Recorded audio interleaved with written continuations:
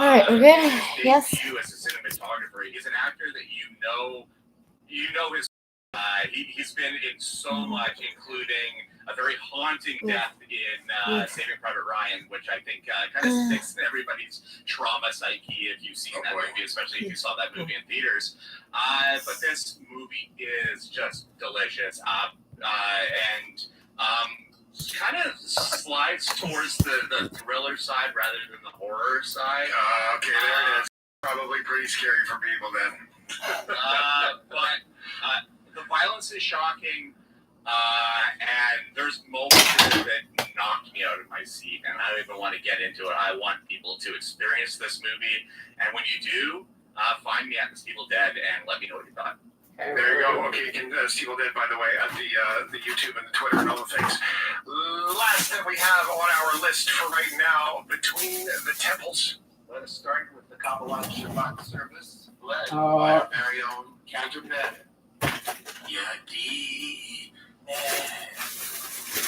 What is it? Probably family. I was family. We're not going to do that then, because my mom's are both big donors to the temple. That is not a small consideration. It's like being raped in the ears. What?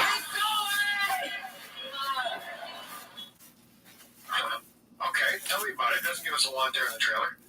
Yeah, no, what? Who has an odd request from an older lady played by Carol Kane who wants to do her bat mitzvah very late in life. So in the training She's converting to being a Jew. the Torah and everything. I think it's funny when white ladies convert to Muslim. I'm a white Muslim. Dad, start over now. A massive depression in his life, and the reason for that kind of is unveiled as the film goes on. But the main driving force of this film is the chemistry between Jason Schwartzman and Carol Kane. Carol Kane's a freaking legend. Laugh at black girl just said she's Muslim. And I was like, yeah, you're gonna get that on the day off, right? Which was like, why are you laughing? That's why would have been funny to you. I'm like, because she's black. And she was like, I was like, oh, fuck. I'm so sorry. Like, I thought you were, and she's like, yeah, no, actually, there's like a lot of people who are also Muslim and also black. I was like, I'm from small white town. I genuinely did not know that. Like, I'm not going to be racist. So, if ever in the future, fuck it. I think I'd rather not be racist. Cheerleading me through this. I'm loving it. Oh, no, you mean coax or leading me through it. It's the moment that when you walk out of the movie theater is there. That's why that moment is so important. So funny, during COVID, you can really see in Canadian Parliament when Trudeau picks up the fucking phone and he's now talking in their ear. It's nice to watch that at home. That is sometimes the absolute best part about it. So, okay, well, there you go. Steeple Dead, just give it a Google. You'll find it. The SteveStemmick.ca is a nice, easy way to connect with all of it. The video podcast is bigger. It's got a lot more going on. It's longer. It's deeper. And it's horror-ier. Quite often, they talk about scary movies, which freaks me out. I mean, to be honest, I couldn't get through Harry Potter. So, Steve, thanks for being here, brother. Of course. Very good. And the night shift. We'll be right back with Harry Potter. from Steve. His movie. Now, an update from the CJ 8800 Traffic Center. What? This is a grown-ass adult, and they're like, I could barely get through Harry Potter. It's like, you are an adult, you have children.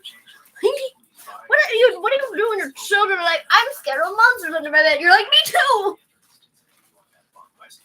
Eastbound side is a slow movement to the Gary Circle until Gary north of Lizzie. Royal Mountain. Top, and prior to that, from Cote St. Luke, where the exit will be closed overnight tonight until 5:30. So that distance right now, Cote St. Luke through the entrance is through volume 20 east of 15 south. The Mercier Bridge will be down to a single lane of What? The Mercier Bridge is closed? pulling on the outbound side of this man, where the early Yeah, that's why I will never, ever, ever go back to Chattagate. Because fuck, the Mercier Bridge. Every fucking year. I'm like, this is 10 years now. I'm gonna do this every year. Give it to the natives. The bridge is beautiful. Works really great. $39 a month. No. No, no. CJ 8800 Traffic and Transit Center reported 8:30.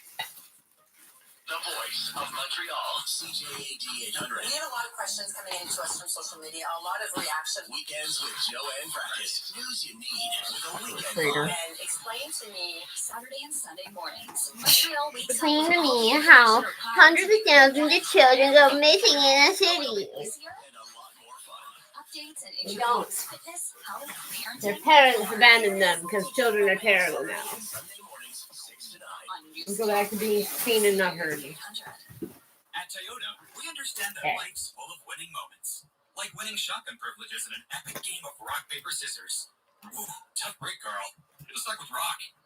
Yeah, yeah. And we designed That our was kind of funny, actually. vehicles with your It probably wasn't funny, but I'm kind of like trying hard not to laugh at that. Can wait? Do it turn.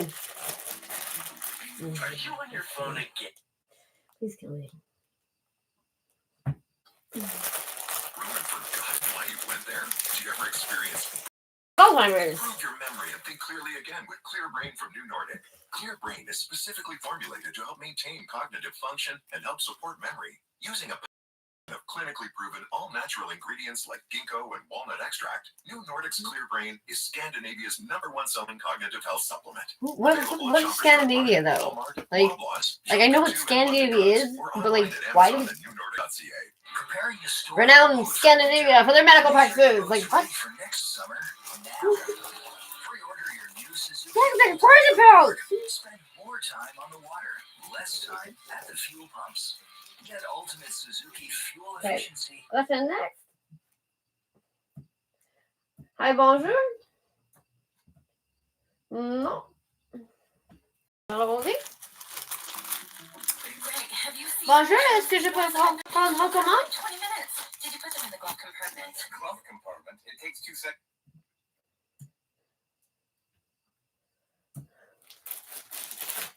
The best outcomes. Specializing in men's health, we offer state-of-the-art treatments for prostate health, erectile dysfunction, testosterone Oh, replacement, sorry, real and fucking much, problem. much more. Now serving patients in our Montreal and New South Shore location. Visit SteinbergUrology.com to book an appointment with our team of experts at SteinbergUrology.com. Okay, so right now we don't have enough bedrooms. Needs a real estate person. And we're expecting our first child. And party supplies. We know it's a boy. A toy store. They say everything changes with kids. Insurance. I think we're going away somewhere to celebrate. A good travel agent. Then we'll work on the baby's room. Paint, furniture, and pizza. Okay. Please fucking kill yourself. Okay. I don't actually mean that. Just fucking venting. If you or a loved one are struggling And you have $30,000 to blow on a junkie. And then 3 more times later after that, and he's still is fucking unsmacked. Good job.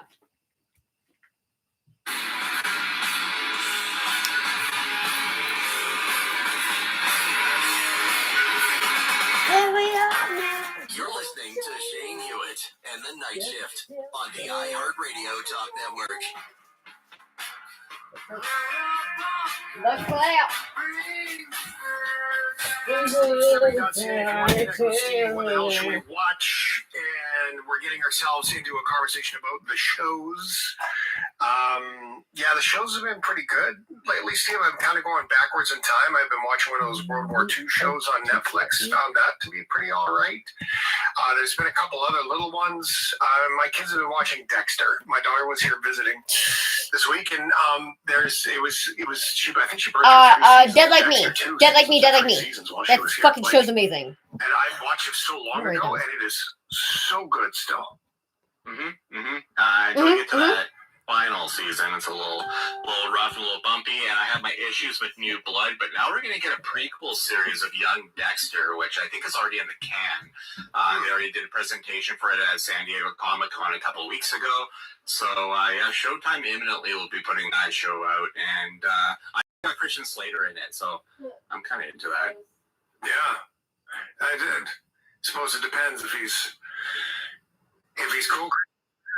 Later, right? Like it goes, could go either way. And it's good either way. He plays both very well. Very good. All right, SteveStepping.ca. Video podcast is on YouTube. Check it out. From the streaming services, let's get started here and hear about Jackpot. Hi, I'm Katie. Just got back into town and ready to act. Did you prepare something? Katie Kim is our new jackpot winner. Happy hunting, LA. I definitely didn't get the part, so there's no need for that dead stare. She's my jackpot. What's happening? What's going on? You won the lottery. You know when they put a losing ticket, it's losing before sundown gets money. Legally. Okay, that's murder. Oh, not in California. It's just a chance at the big time. That sounds fun, doesn't it? So it's a halfway between a bunch of different movies. Yeah, it's like, what if we with one person and it was fun? Or the oh boy, this is where I'm not good at movies, Steve. You know, with they come from the different zones and they all fight to Hunger Games? Hunger Games and The Purge together come together.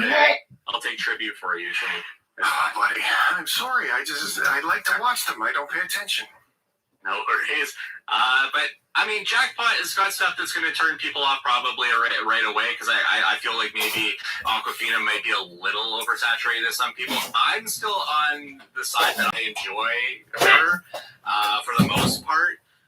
And also because The Farewell is such a good movie that it's like king stuff and in her repertoire there. But this is also Paul Feig kind of reaching into the spy side of his filmmaking.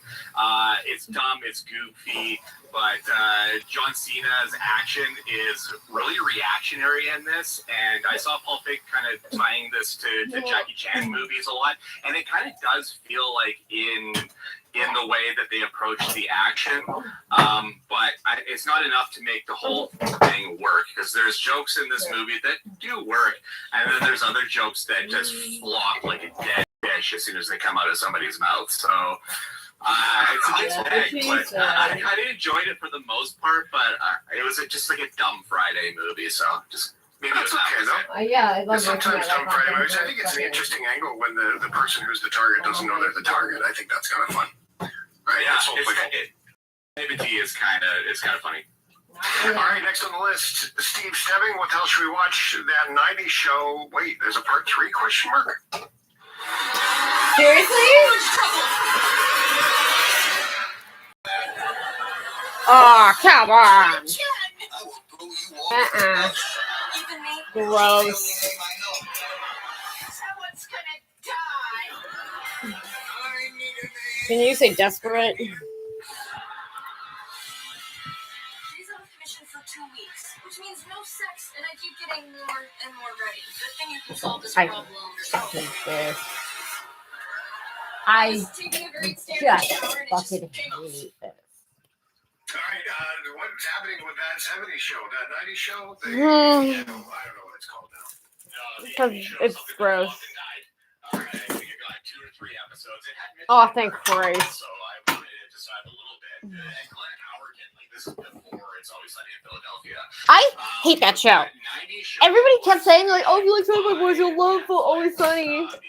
And it's just like such a stupid fucking gross show about people that are icky. Fucking Gang Beatles fucking gross. Not funny in any way. He thinks that fucking making jokes about how you sex with little girls is funny. Other big sitcom shows.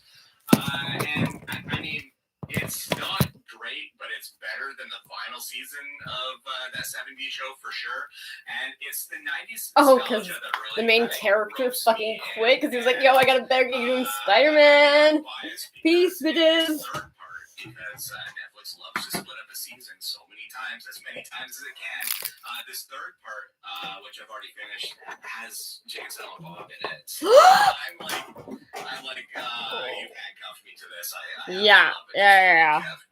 So there's something about the Kevin Spacey. all of it, even though it's not that entertaining. No, Kevin Smith.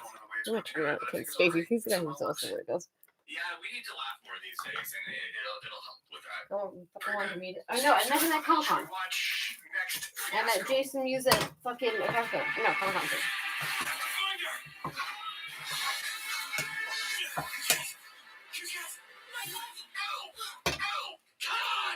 This isn't Normandy, it's a shisha bar in here. think we should lose the smoke. I mean, seriously. What is this? What is Not all happening? the smoke, because the way I envisioned it.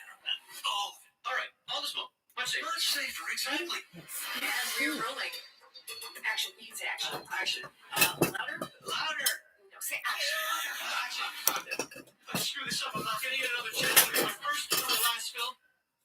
That's pretty funny. I like that. Okay, is the movie all right though, Steve? Yeah, well, this is a series, and it's weird to hear it, hear English language because it's French and it's subtitles. So to hear the dubbing side of it, which I don't watch it with, is kind of odd and kind of feels a little wooden. But I really like the show because I'm a sucker for a behind-the-scenes film mockumentary. Like, I'm so into that kind of stuff. So to see this, which stars Pierre Nini as a young writer-director that gets his first major blockbuster film, and he's making this grandiose story of his grandmother that goes through different genres, different time periods. There's Vikings, like it goes all over the place. It's massively ambitious, and to the point that it might just be a catastrophic fail, especially because there's a mole on the set that just. So it's a farce comedy, and the French do farce comedy so well. Oh, you mean comedy, like being super fucking mean? Yeah, like that's a joke. That awesome. Wait. So French people are the worst comedy. French people are just fucking mean, and they're like, ha ha ha, isn't that funny? Thanks, Shane. If we could design Steve's day, Steve, like your day, like one dream day. Like, and they're like, what? We're friends. I'm like, yeah, you're so mean, you're friends. Like, it's not even. Why would that be comical? Myself. And marathon would be good. Go from Mad Max 79 all the way through, including Thunderdome. You know, for all the haters out there, I would still watch it. Do you keep Jen with Jen, Chloe, everybody? Who's with you? Not just me. We don't need another hero. Thank you very much, Steve. The reason why I asked you is that's what we're asking. What is the perfect day look like? 71010, text it in. What is your perfect day look like? Boredom is a topic that's come up online as something that you should do it for a whole year. Just do nothing, lazy year. It sounds like a terrible idea. We're going to get that. Plus, we're going to talk about the rail strike. It sounds like a terrible idea. Friday Roundup panel's going to join us next as we chat about some of the biggest balls of the day and see what their thoughts are. It's a great opportunity to hear some different perspective for some different people. Maybe that helps shape your ideas or yours, and you can always text in your thoughts too. Again, 71010. Shane Hewitt of The Night Shift is also a podcast for you at all your podcast apps. You can get it on the iHeartRadio app as well as Spotify and Apple Music and all that stuff. All you have to do is give it a bit of a search. Shane Hewitt and it's right there. And do us a huge favor. Share it with your friends. Time for News Talk 1010 Time Saver Traffic. We are still seeing a problem on the eastbound 401 in the express at the 404, where a stalled vehicle is blocking the right lane. Over on the westbound side as well, find a collision in town. We are still seeing a problem on Finch east of Don Mills. Because of a collision, Canadian Tire is the sort of dumpster you donate, they play. All funds help families overcome financial barriers to sport and play. Donate at jumpstart.ca. Time Saver Traffic. I'm Christina Gala. You're next to Update at 8:45 on News Talk 1010 Toronto. It's not healthy to hold it in. Just realize that they're all chasing the ultimate dollar. Get it off your chest. I'm absolutely getting killed and bleeding money. My thought. Ha ha! No, sorry, I'm actually bleeding from getting stabbed. Because you went to this fucking homeless shelter, someone tried to jack your shit, and then you got stabbed, and you're trying to get it back, and they were like, you're trying to steal my stuff! Like, you stole it from me! What? 416-872-1010. Minute Maid Zero Sugar tastes so great, it sells itself. So we didn't bother writing this ad. There it is. Minute Maid Zero Sugar. Great taste, zero sugar. Sells itself. Ford employee pricing is on now, and who better to tell you about it than my friend Mike here, a real Ford employee. You pay what we pay on the new Ford. I'm sorry, I'm just excited. That's okay. You can get my price on a new F-150, Bronco Family, Mach-E, and more. I'm a little less excited. Like this? I like being dead inside.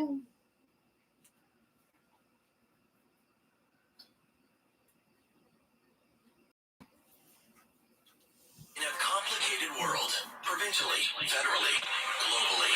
Tom Mulcair is your voice of reason. Immediate political scene here. On CJAD 800. Bottom line. One of Canada's top political insiders. Cabinet Minister. Opposition leader. Party leader. Tom Mulcair. Weekday mornings at 7:35.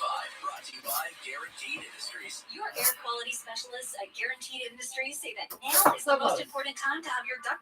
We're so close.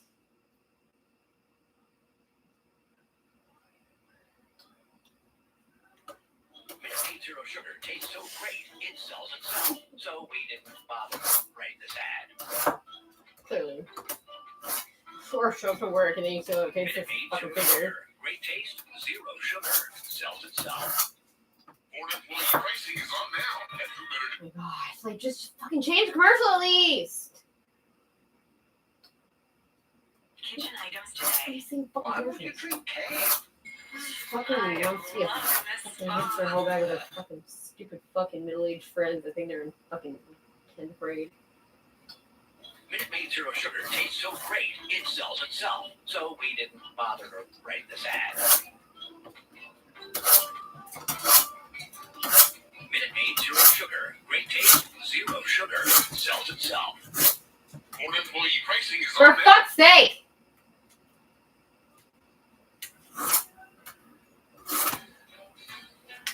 Oh my god, please just let me die.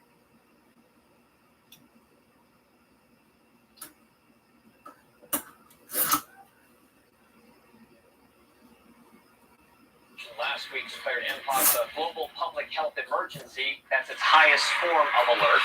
Mpox, the virus formerly known as monkeypox, is spreading rapidly around the world following a summer outbreak in Africa. Mpox is not the new book. Well, that's a relief. The WHO says Mpox is not going to hit the world in the same way as COVID. However, it is still calling it a global health emergency as the number of cases rise. And of course, it's worried also about a new, more virulent strain. People around the world have a lot of questions about this virus, and we're going to be putting some of those to our panel of scientists and doctors, including, can it be contained? How dangerous is it? And will there be a need for lockdowns or other restrictions? But first, let's have a look at how Mpox is being reported in the media. What? Wait, Tyson? The World Health Organization has declared a global public health emergency following an outbreak of a new strain of the Mpox virus in Africa. A new variant of the disease with its distinctive rash has emerged in Central Africa. Strain is more mortal, so in other words, it causes more percentage of deaths. It's also more transmissible. It spreads more easily from person to person. Detected in 13 African nations, including Kenya, Rwanda, and Uganda. This is the second time in 2 years that the WHO has declared Mpox a global. I thought it was the homosexuals again. He says it has What's the monkey part? contagious new variant of Mpox. Why is it talking about this monkey part? All cases of the dangerous variant are likely to be found in Europe in the coming days. It's clear that a coordinated international response is essential to stop these outbreaks and save lives. We do not recommend closure of borders. We do not want to see closure of borders. The virus is very closely related to smallpox and to chickenpox, and so it's very contagious. Box party. Monkeypox is a zoonotic disease. Box party. This means it can spread from non-human animals to people. It starts with flu-like symptoms and ends with this. Were they This unalive? is what Mpox, which used to be called monkeypox, can do. It's transmitted by near contact, and we have not that much information on how transmittable You never it is. do you? Most people As the experts, you never had the Close information. prolonged So, contact I don't know. with infected You know what I'm saying? individuals, direct contact and sexual contact. Those are the primary modes of transmission. Amongst the You haven't gays. just had You COVID said and specifically. now getting monkeypox. How do you compare the two? I was much sicker with monkeypox. Okay? Let's bring in our panel now, and we have Yeah. two infectious disease experts with us, Dr. Samir El-Said in Canada, Oh, of course. and Amish Adalja in the United States. Welcome to both of you. Amish, Hello. let me start with you. This virus is not easily transmissible. So That's then, nice to see you. what makes it a global health emergency? A Just because human. it's not as easily transmissible as COVID-19 does not mean that it can't be a disruptive force in countries in which it is spreading. And what's different about this We've So if got you're scared, go lock yourself in more your house. contagious, probably more dangerous strain that's spreading unchecked in the DRC. So you never have to It's come spread to outside, and you never have to look up and you're spying. You never have to see anything. You're like, that's weird. And what this public health emergency will do is galvanize the world to get resources to the source of Mpox. Scare to be able people. to vaccinate populations, the diagnosed populations there, to reduce the risk in the whole continent, on the whole continent of Africa, as well as for the rest of the world, because there is a threat of There's a terrible death count around enough for all the rest of the world. that outbreak region. So this really is about making sure that Mpox ceases to be a threat to Africa and to the world, even if it's not going to be a COVID level threat or a pandemic flu level threat. And Dr. El-Sayed, do you think it was the right decision to declare this a global health emergency? Yes, I do believe it No, I got pepper in my eye. Actually, Mpox has been neglected for many decades, and we've seen already from 2022 to 2023 with the clade 2 virus how it was spread outside of the African continent, but in Africa itself. It's certainly the number of cases this year exceed everything from last year.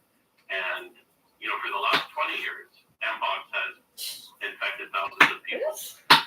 Since And this is the first we're hearing of it. Been, you know, thousands of cases. Weird. And so with this more transmissible strain with the neighboring countries of Africa that have never had Mpox before, as well as the cases We've just never fucking been any kind of any kind of communication with them. It's clade 1B or not until Friday.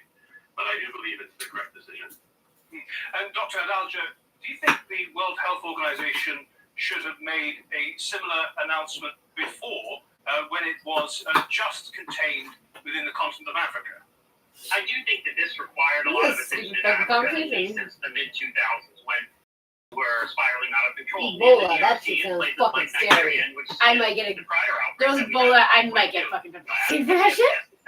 This has been a disease that's been on the radar of infectious disease experts for a long time, but has been neglected until it caused this major outbreak. So I do think that we should have been much more aggressive with controlling this at its source, at least up to 10 years ago, when people started to think about this becoming something different, that it was changing its modes of transmission, that it was becoming sexually transmitted. And we had amongst the gay community who...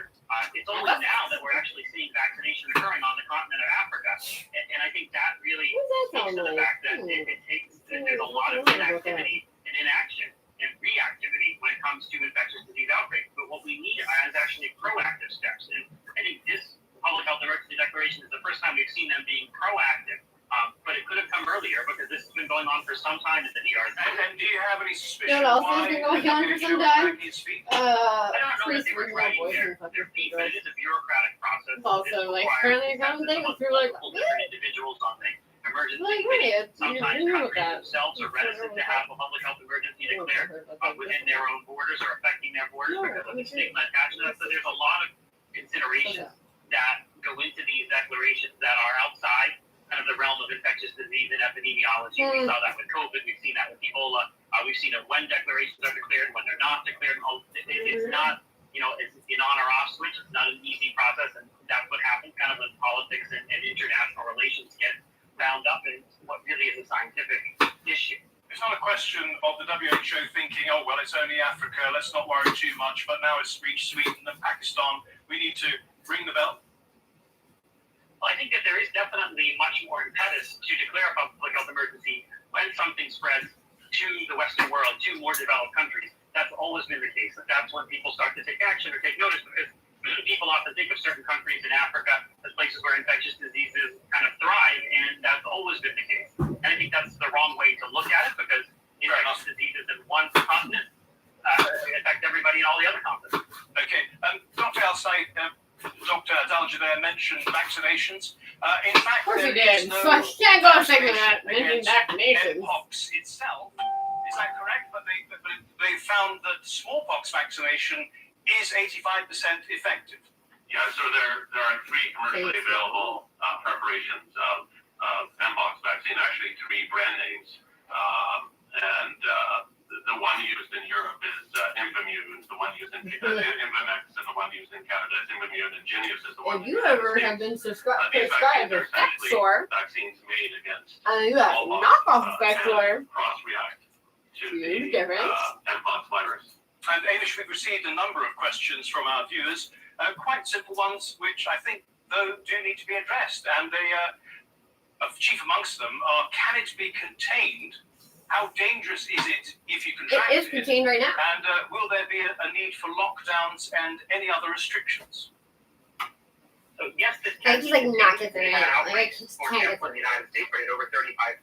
This condition kills twice as many women as breast cancer and is seen as a man's disease. Because of this and the fact that women weren't even needed to be routinely included in clinical studies until after 1993, it's likely that all of the current Dude, I medication would fucking get men birth control. works better in men. The condition is coronary heart disease leading to a heart attack, and even though men are more likely to have blocked arteries, women are more likely to die from it. The reasons extend beyond drug effectiveness, though, as women are more likely to have their symptoms dismissed and 50% more likely to be misdiagnosed. And It's all in my head. both men and women who are misdiagnosed on their initial presentation, there's 17% Maybe if I likely to die. right? I'm an alcoholic. I mean, who would be a problem? Vessels in the heart, but they also have unique risk Since factors I was like, having been pregnant, for example. It makes them more likely to develop things like high blood pressure, and when they do, they're 80% more likely for that high blood pressure to lead to a heart attack than in men. Yet the research and treatment still doesn't work. This condition kills twice as many. Wow. That's sad. Amityville! Amityville is like the most popular haunted house, and I think it's even recorded to be the most haunted house ever. It started its legend in Amityville, New York on November 13th, 1974, when 23-year-old Ronald DeFeo Jr., good guy, shot and killed 6 members of his family.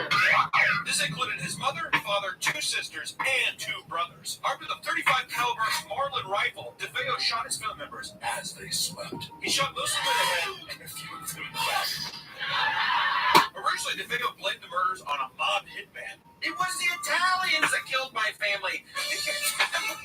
But as time passed, Ronaldo DeFeo confessed to the murders himself. DeFeo told investigators that he heard voices urging him to kill his family. But later, during the trial, he admitted to being drunk and high on heroin, and his parents were abusive. Okay, all right, I'll be honest. I had a couple brewskis, a couple syringes of heroin, and my dad hit me with a belt. What am I supposed to do? Amityville! Amityville is like the most popular haunted house. What's that? I think it's More juice? the most haunted house ever. It started its legend in Leave it there. Amityville, New York on November 13th, 1974, when 23-year-old Ronald DeFeo Jr., good guy, Can you give me a cigarette, please? Well, I got this you included his mother, father, 2 sisters, and 2 brothers. Armed with a .35 caliber Marlin rifle, DeFeo shot his family members as they slept. He shot most of them in the head and a few of them in the back. Originally, DeFeo blamed the murders on a mob hitman. It was the Italians that killed my... Mexico has banned corn. Every year, Mexico eats 46 million metric tons of What? corn. Corn is Oh, because they're corn. They're fucking tortillas, things. tamales, and sopes. But now, Mexico is banning corn, and this is why. Most of the corn eaten in Mexico is not grown in Mexico. It's grown in the U.S. And the corn that comes from the U.S. is genetically modified, which makes the corn cheaper, but also very processed. And if all this corn is coming from the U.S., then Mexican farmers can't make any money. So Mexico bans all genetically modified corn from the U.S. But don't worry, Mexico isn't running out of any corn. Actually, Mexico has 59 types of corn that you can't find anywhere else. So for all this corn to keep eating, Mexico decided to ban all corn from the U.S. And because of this, Mexican farmers can continue to make money, and Mexicans can find all these unique types of corn. Okay, great. What is that banging sound? Sorry, it was my sewing machine. I was just making this dress. Oh my, when did you learn how to sew? Like a week after that whole painting phase. This is incredible. Get into that. Well, after I built this ladder, I saw oil paint when I went to get the wood stain for this and thought I'd try it out. This is crazy. Is there anything? And people are like, wow, these are amazing. Like, really? It's my first time doing this, but I didn't think it was that great, though. Giant, stop pouring the fuck! I just made you a fucking mountain of meat! That banging sound. Sorry, it was my sewing machine. I was just making this dress. So fucking, like, 3 days worth of meat there.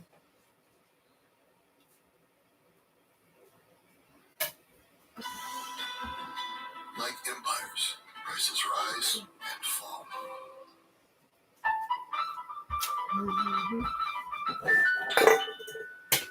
It feels like I start every single video off just absolutely blown away at the news cycle, and yet again I find myself in that same predicament day after day, video after video, where holy crap, things are absolutely getting insane today with the news cycle, not only in Canada but in America. You have terrorist attacks that are happening across the world. You have RFK Jr., who has dropped out, and he shows his full support for Donald Trump. Good boy, Jack. Eat your food. And RFK Jr. also, they both have a position working for Donald Trump if he were to be reelected as president. You also have Justin Trudeau going full dictator and forcing people that were like on a sort of strike to go back to work, which isn't very surprising. Wait, what? And just like a crisis and a panic happening everywhere all the time, and probably tomorrow it's going to be worse. Go back to the channel, look back at another video every day. Before we get into it, I just want to encourage everyone to smash like button and subscribe if you haven't already. It does really help grow the channel, and I highly recommend you guys stick around for the full video so you can see all the different stories. There's like crazy stuff. Molotov cocktails in downtown Toronto. I never would have thought that would be real. Really? Because you guys have cars set up for all the fucking traffic currently. I do want to mention that if you're looking to offset the cost of home heating or the carbon tax, then one of the best ways polls have shown to do that is by getting yourself a hoodie. Link down below in the description or the pinned comment below. There are the whole stack of freedom merch, but this one as well is available for purchase. Keep calm and never vote liberal.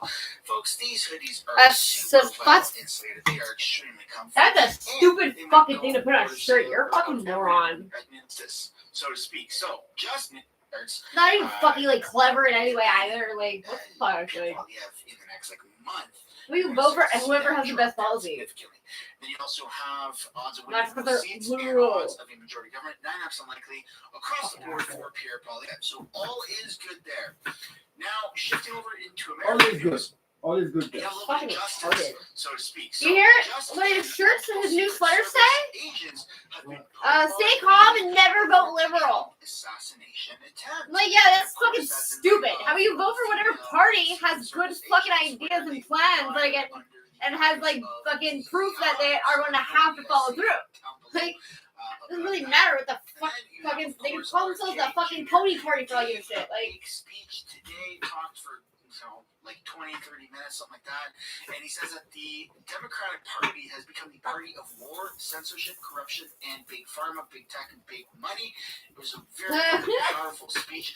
We're not going to listen to it right now. I just don't really have the time to fit that in. But to summarize, Tim Pool has posted some very important news of what has come out of that speech, where he has officially stated his support and is now behind Donald Trump.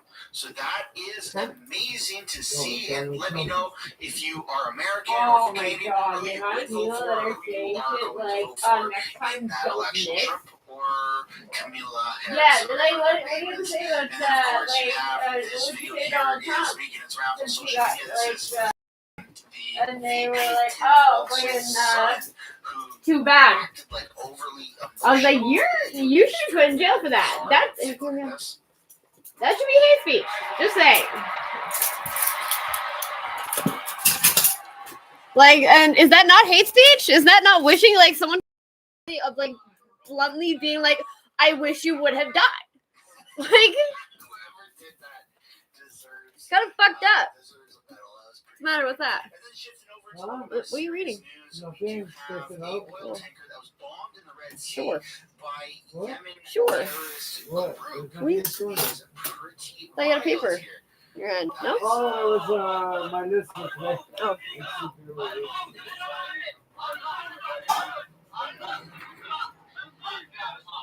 Absolutely. Oil here. That is a oil tanker that was bombed in the Red Sea by Yemen terrorist group. This is pretty wild here. That is.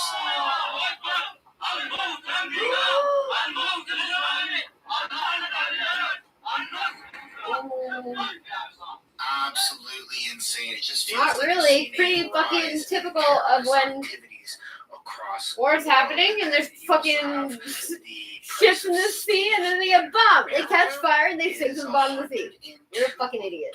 This looks like it's maybe at Costco or something, since it is a Kirkland brand, and it looks like you get 3 or 4 steaks maybe. For $100? wild, folks. That is absolutely wild. And in Canadian dollars, that's a mortgage right there. That's a mortgage on a house. $102. That seems to be $102. You got $102 to mortgage on a house. That's absolutely insane. And food prices are getting out of control. And also speaking of getting out of control, the other day, I did just talk like about pop how in your the brain. You proposals just like to steam out like make word garbage. nuclear technology, nuclear weapons queer in America. And I finally have proof of what that looks like. Are you guys ready?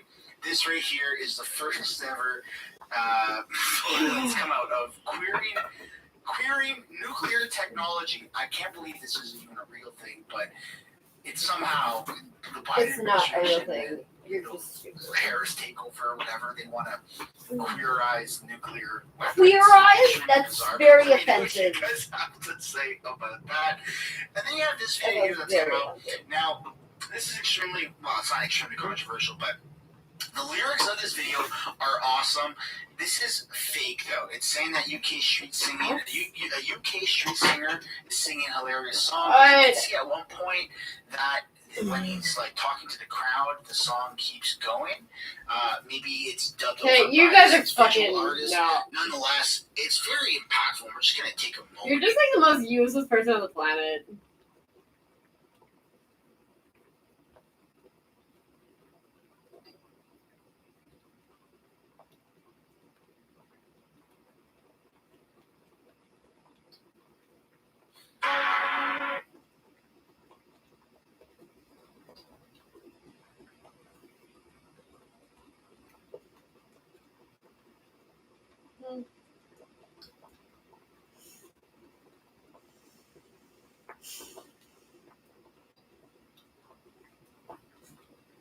Top jar. In the picture of the chimney, we got the guy looking at us working. Oh, really? Good. Good. Because that guy's fucking weird and creepy.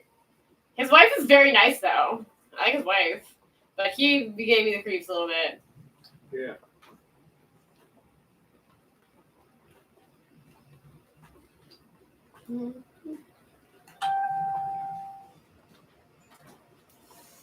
I was raised by a Zionist family. My grandfather was a Holocaust survivor. My family. Oh, wow. That's getting my back crawling. It's in hair. Okay. Pro-Israel You want an itch? about this conflict. You So know what I can do? you. I don't think I could ever live in Israel. Again, how can I live in a society that's just declared that some people are more equal than other He's people? on this first.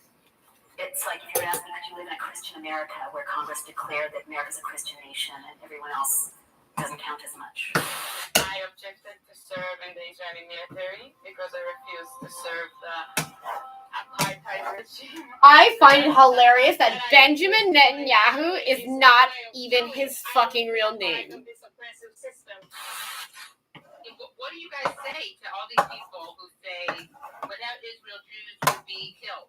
Well, Israel's the only reason we haven't had another Holocaust. It's such a big lie that in the beginning was paralyzed to try to challenge it because it's so false. Look, we all agree that it's anti-Semitic to associate all Jews everywhere with the actions of the state of Israel. Yeah, but Benjamin Netanyahu speaks for all Jews in all the world. So, like, and his whatever Benjamin Netanyahu believes, that's what obviously all the Jews in the world believe. Yeah, can you talk about that? Even though he was thrown out like 6 years ago. So can you guys talk about that? Yeah. Roz, you want to take it? Well, we can all talk about it. I mean, the conflation Yeah. of anti-Semitism Yeah. with anti-Zionism What's he doing? is such Rubbing a his face a dramatic little bit. mistake. The idea that criticizing Israel is the same thing as being anti-Semitic is so deeply embedded in people's minds. But criticizing a government's policies is not the same thing as hating an entire ethnicity. But as Ilan Pappé said, one of the Jewish voices that you just saw me lip syncing to, a lot of work needs to be done to unpack that. Not because it's complicated, because actually the issue is quite simple. This is an occupation. But even though sometimes something can be simple, that doesn't make it easy. Just take any long-standing, destructive, or toxic thought or belief that you have. The answer to that is seeing the truth. So it sounds very simple, but actually seeing the truth is usually very hard. But even though it's hard to face the truth and speak it, it's actually possible. And that's why I selected those Jewish voices this week that I'm lip syncing to. because the truth, even though it's at the risk of them being called traitors in their own societies. And in this video, I'm going to get into the background of these Jewish people that I have a lot of respect to for speaking the truth and how they came to have a pro-Palestinian stance. And also in the video, I'm going to get into my background as a Palestinian and how that part of my identity was something I've always been. I'm ashamed to say that I was ashamed of. It's not saying white. When you say you're Palestinian, especially. My people have done horrible things, and then they're like, "Well, it wasn't me who did it." It's like, yeah, but that's not what they're saying. Obviously, you're just fucking being an asshole about it. Like, Jews will not replace us. You know, most of those guys that did that, they were frat boys that were drunk, and they just were handed to like, "Yo, you want a torch? Like a team torch?" They're like, "Yeah, fuck yeah, take a torch." And then they just like literally started walking. They're like, "We didn't really know what we were saying, honestly, because we were just so wasted." Like. That's something also we have in common with Jewish people who actually, especially the people that I picked for this video, they say that because they are Jewish and because of their Jewish tradition, they will stand with Palestinians. But also that has a lot of trauma behind it. And if you follow my channel, you know I do drag as a form of therapy, and I literally call myself a drag therapist. But to quote Alan Watts, who I've lip synced to as well before, he calls himself a spiritual entertainer. And kind of that's how I think of myself. Even though I'm here to entertain, my spirit right now cannot think of anything but Gaza. I try to peel myself away from it, but That's true. I feel, yeah, I get that. the only thing that gives me comfort is actually hearing Jewish people stand up for Palestinians. Oh, for sure, for sure. Like, it just makes me cry, actually. Because my parents came from Germany, because we lost a lot of people in the Holocaust, exactly because of that legacy, I felt I could not be indifferent to the suffering of the Palestinians, nor did I want to be part of the society that caused the suffering. Yeah, but like just like the Christians do, where intervention. If you don't do the thing we want you to do because we are saying that it hurts us and hurts us that you do that thing that makes you feel better, then you will be abandoned by all your family and friends. And all your support groups. To conflate anti-Zionism with anti-Semitism, meaning that Judaism is the same as Zionism. But no, Zionism is a political identity. They do that to suppress evidence of Israel's crimes and make you. Well, they've basically all been debunked, and when they start debunking them, they just drop the whole thing completely. They're like, okay, well, maybe it was a bit exaggerated. Let's not look any further into it. Oh no, they discover something and it makes them look bad, so like, no, that can't be true. Not only does it make them look bad, it's they are the ones who did that bad thing. Just like someone else I know, actually, personally, that it turns out they do that bad thing. It's funny, a friend of mine was telling me, why are you focusing on Jewish voices in this video? What about Palestinians? The first order of business is ending the oppression of Palestinians and liberating Palestinians, not liberating Judaism. But I also do think it's important to show the world that the Jews who stand with Israel don't have a monopoly of what it means to be Jewish. And that, as you guys have articulated so well, like the Jewish thing to do is to be in solidarity with Palestinians. Yeah, for sure. We take our aim from Palestinian partners. Our Palestinian partners we consult all the time. Right. We've gotten this idea that speaking out as Jews is helpful right now. These people that I've chosen to lip sync to this week, they embody the values of Jewish faith. Truth, peace, and justice. And if you look at the political landscape of modern-day Israel with all the political extremists and the openly racist officials in Netanyahu's government, there are no traces of them. But indeed, what about the Palestinians, right? What about their pain? Because we must talk about that. Oh, you mean their pain that is not actual physical pain, and it's just them being like, but I'm frightened. About what? For my life. Why? Because there's terrorists. Where? And there's terrorists in the world. It's like fucking, like, it's ridiculous. Thrown out of battle.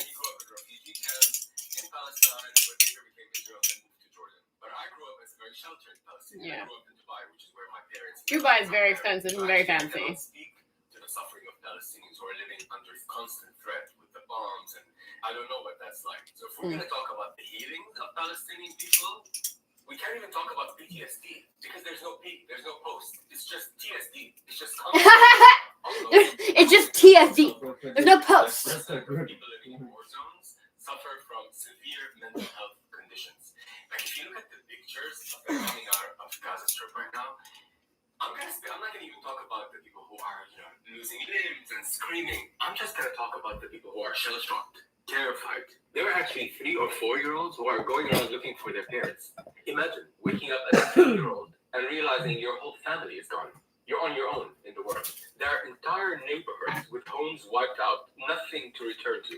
And now it's winter there. So they have no homes, they're hungry, they're so thirsty, they're crying. No, that's the part that got me. Only because, like, mostly because that was one of the biggest things I said when I was very young. And, like, they asked you, oh, do you want to have kids when you grow up? And I was like, not until I can be sure that when my kids says they're hungry, I can actually do something about it. Because there's never a time where I want my kid to be hungry and I can't do anything.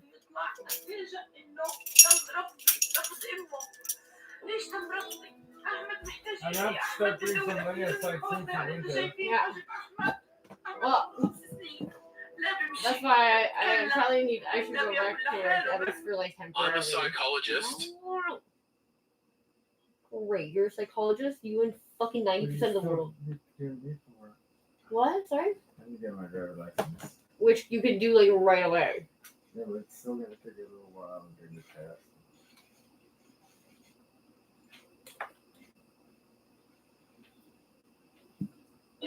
لا بمشي لا بتكلم لا بياكل لحاله معتمد علي اعتماد كلي في الاكل والشرب حتى انه لما بيتألم انا بعرف ايش اللي بوجهه كيف يعني يطلع لحاله او يطلع مع مرافق تاني اصلا انا اهلي كلهم مقصرين في الشمال وما فيش حدا يطلع اصلا معاه كيف ممكن اي حدا يطلع مع ابني انا بلاش اي حدا بيساعدني انه يساعدني بلاش تحط الانسان الدولي تقف معي وتطلعني مع ابني لاني انا كمان بحتاج علاج بكفيني مش هقدر اخذ اولادي عشان اساعد ابني. I really hate what I'm doing now, but we need to record this for the world. Palestinian Canadian citizen journalist Mansour Schumann has brought stories like this Look. into the spotlight. Even skip it. The reality of what There's no skip button. And it is like, you see how long it is so far? Made by himself and his wife that they wanted to live back closer to home. Home being Palestine. Fast forward to October 7th, his family woke. Okay, I was going to close the app, and we're going to reopen the app, because, like, we're just going to... I feel like it's safe to assume that it's just a bug, right? Yeah. Like, fuck you. Fucking, I'm not being forced to watch your fucking garbage. I have to tell you the truth. Like, fuck you, dude. Oh, his mother died. And she was wrapped in a sheet. I don't know where she came from. Uncovered the sheet. I just saw her eyes. Because she didn't have any epidural, or she didn't have any painkillers or anything, and she died. Speaking of the Holocaust, there's this man called Norman Finkelstein. He's an American Jewish scholar who has been documenting Norman Finkelstein. He's so fucking great. He'll just be like, hey, excuse me, sorry, but you shut the fuck up, please. To his hecklers, I'm like, oh wow. And in their memory, he's very well like educated too. So to play him, because through him, I am allowed to touch the pain that I feel for Palestinians and for the part of me that is Palestinian. Because to face it head on is a little bit too much for me. So sometimes, and I do this in all areas of my life, every time something is very painful, I need some kind of a performance piece to kind of like ease my way towards. Well, I was making a joke out of it. And I found the best person. That's something that's like not funny. Like when the radio stations, they make a bad joke and they're like, it's like, oh, that was awkward. Now I feel compelled to. My late father was in Auschwitz. My late mother, please shut up. People freak out cheering. It's like, yes. Please shut up. My late mother was in Madonna concentration camp. See what they do? They'll try to keep talking over him so then he can't get hurt. And it is precisely and exactly because of the lessons my parents taught me and my two siblings that I will not be silent when Israel commits crimes against the Palestinians. And when I die and there's history that's written about what we did to Gaza and how we helped Israel, people who are Zionists who say that they're Jewish, that we helped them murder a shit ton of people. At least I can say I'm on this side. Fuck it. What?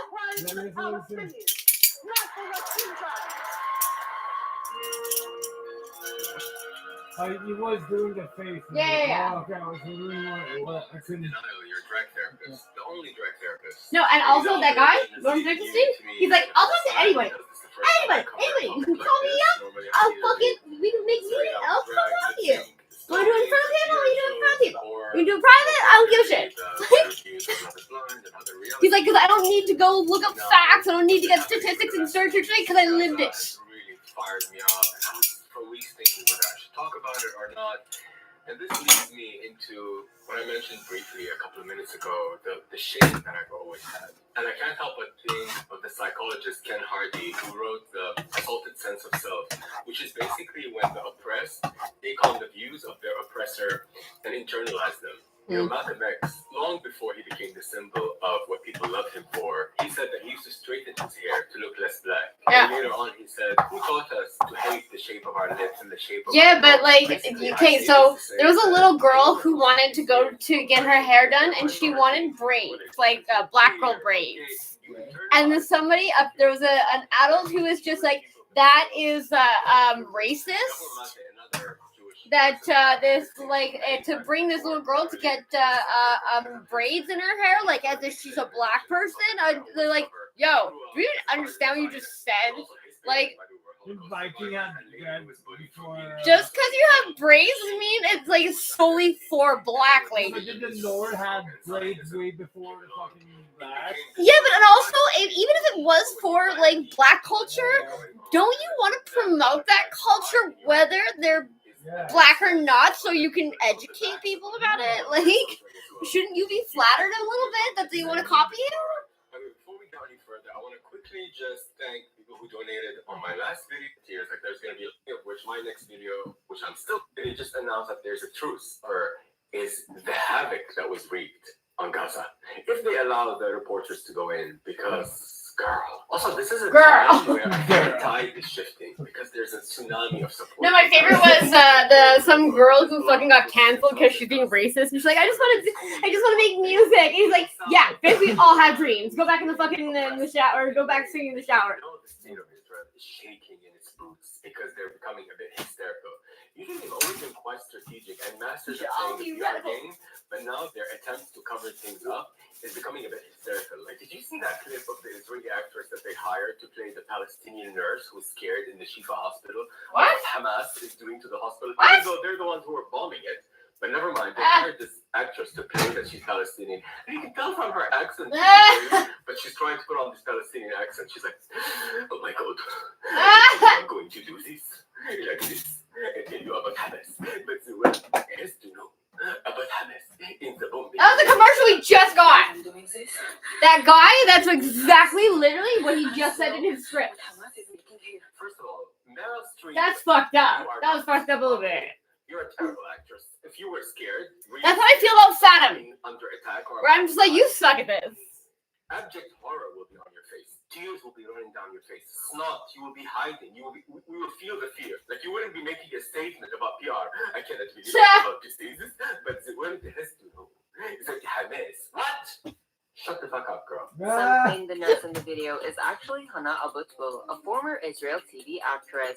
A journalist also claimed he spoke to the medical personnel of the hospital, who said they've never seen the woman. The people are not buying this old narrative that Israel has been selling for the last 75 years to cover their occupation. Because corporate mainstream media is not the only source of information anymore. Because mainstream media has been in lockstep with the Israeli government for many years. Like CNN, MSNBC, they've always been trying to defend Israel, but even they right now can't anymore. Did you catch this clip where Christian Amanpour was interviewing the former Israeli prime minister? He literally said that they're the ones who built those tunnels.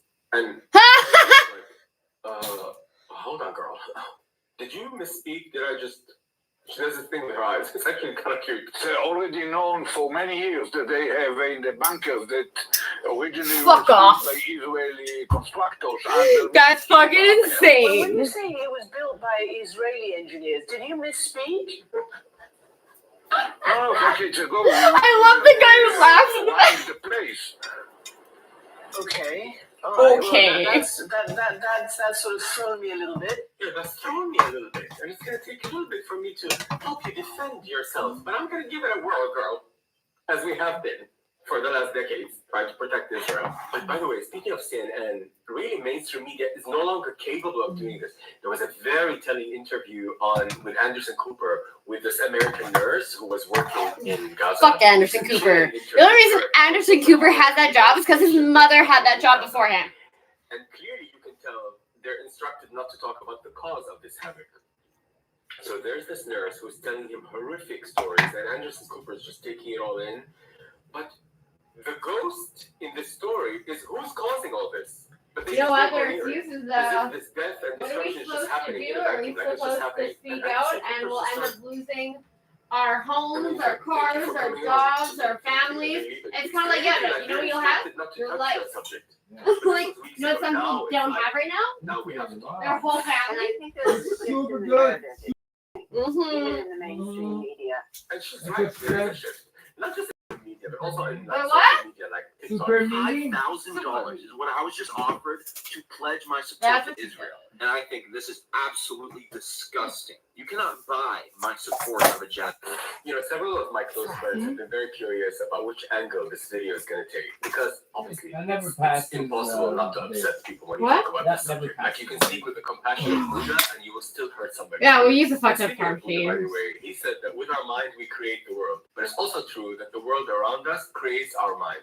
Like, if we're subjected to trauma, ongoing trauma, or Yeah, even that's very historical true. trauma, intergenerational trauma, that also informs our mind and the way we think, inform our life and the choices that we make.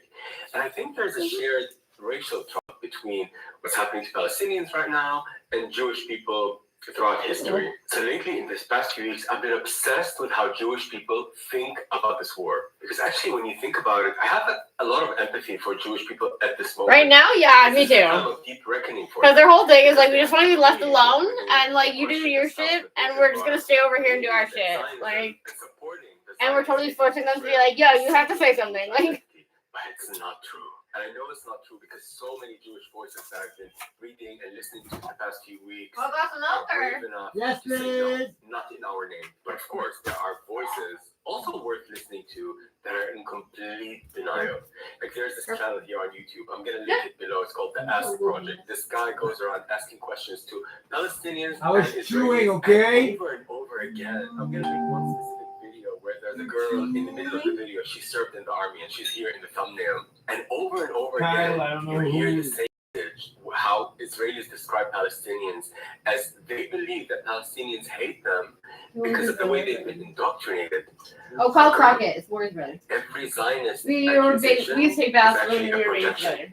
Because since they are young in Israeli Oh, I society, did not choose to. they're already shaped to serve in the military to protect Jews. I and took a make them bath safe. once with my brother When on in fact, Tiger. very few I are took able the to bath. question Brother what's going on right now. peed Is bath, the and he thought he was continuation like of the very suffering funny, of and the I put Holocaust, or do we have a hand? Like, is the oppression No, of that wasn't even the last stop for my what's my going mom. on at the moment? It was like And there are me and forces like Kaylin, and Roland Kaylin Nixon, taught me how to Video, take the like bubbles Rose. and Rose is clap. actually a distinguished And then professor they of go political fucking science, everywhere. widely published And that's when we feminist stopped scholar, being allowed to take grew up baths in a together. liberal Zionist family in Oklahoma.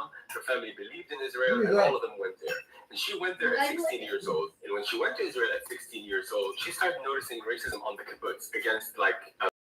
He's German She came Palestinian, back, right? she started talking about What?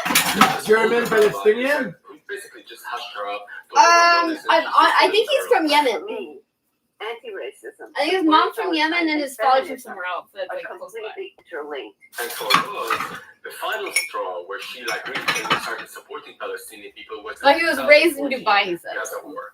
Because this happened, by the way, in 2014.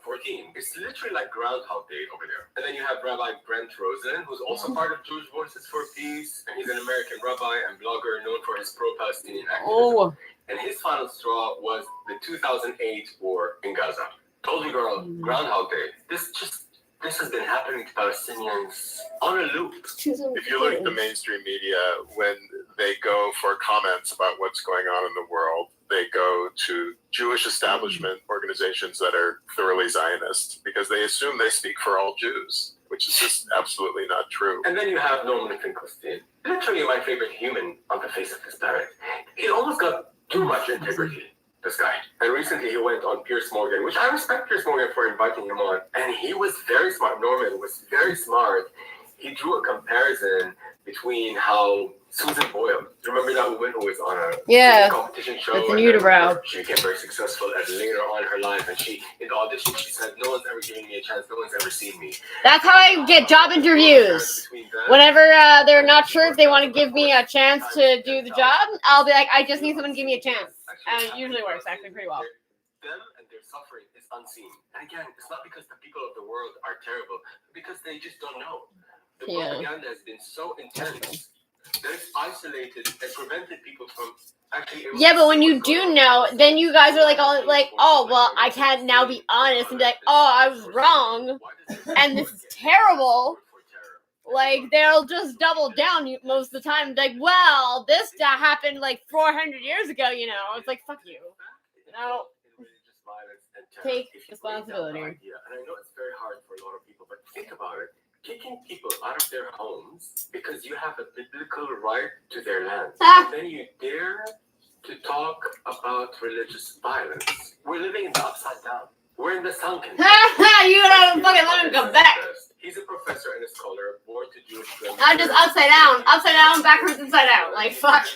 And now finds himself talking about the ethnic cleansing of Palestine. With fake pockets. He talks about how Israel is not the only settler colonial power that is actually kicking indigenous people out of their land. It's not exceptional for a settler colonial movement to claim to be the indigenous people. And I think that's something that allows people who are part of settler colonial states, like the United States. It's like the fucking Germans be like, yeah, well, there was fucking, also fucking white Jewish people who were racist. It's like, yeah, but what? Part of it is the denial. Sure. Speaking of the U.S., let's talk about the special bond between conservative America and Israel. The irony here is that the largest part of the Republican base that support Israel are actually anti-Semitic. If you check the doctrine, like there's this guy who spoke at the rally for Israel. Christian Zionists like this guy could not care less about Jewish people, which is why it's so strange to suddenly have this weird arrangement between these hardcore Christian evangelicals and liberals who support Israel. Like suddenly they find themselves as strange bedfellows right now, like Sarah Silverman. And by the way, I completely understand why she would be in support of Israel. So she's probably very scared, but she actually supported cutting off the food, water, and electricity from the people of Gaza. The crazy thing is that people like Sarah Silverman, who are supporting Israel because of like instinct to protect their loved ones, they're not seeing the irony in who's on their side right now. The same Jews hate black people, the same people who hate Jews. Right. I mean, that hatred, you know, it is basically about white supremacy. Actually, if you are part of a right-wing ideological movement, you'd be watching what Israel is doing to Palestinians right now with delight, how they're getting away with it. Yeah, the racist Israeli officials are allowed to utter under the guise of security. The dehumanization that Israel is allowed through its discourse, through its policies, through its activities, is not different from any racist approach by any other group. Speaking of racism and fear of other, I want to cut to because you think you're a big plate. Those are bowl. Actually, not big bowls. They have for Ukrainian people versus Palestinians. All these reports are genuinely shocked to see people. They can't even bring themselves like to hide it because it's so shocking. They're like. I don't know how to put it, but like, it's for us. What? People suffering. It's crazy. Because you know what? Stand up and walk around. People who are under the rubble. Oh my god! But it's actually blonde people who are suffering. I'm feeling things. Oh my god! Good for you, bitch. These are refugees from Syria. These are refugees from. Yeah, well, it comes to like, yeah, we love you guys. So if you want to come here. Part of it. These are. We had to, but it's really emotional for me because I see European people with blue eyes and blonde hair being killed, children being killed every day. The unthinkable has happened. You guys are all insane. This is not a well nation. This is Europe. Compelling is just looking at them, the way they're dressed. These are prosperous. I'm looking to use the expression. These are prosperous middle class people. What? No problem. So hungry. I didn't even know it was that hungry. Maybe it's because of all the Emotions settling? restaurant food. Oh. Yeah, the emotion as well too.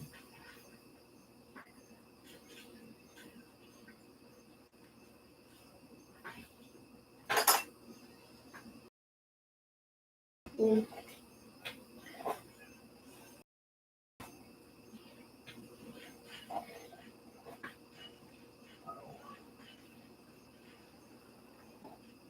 Ow. I can do that. Oh, wow. Mm-hmm.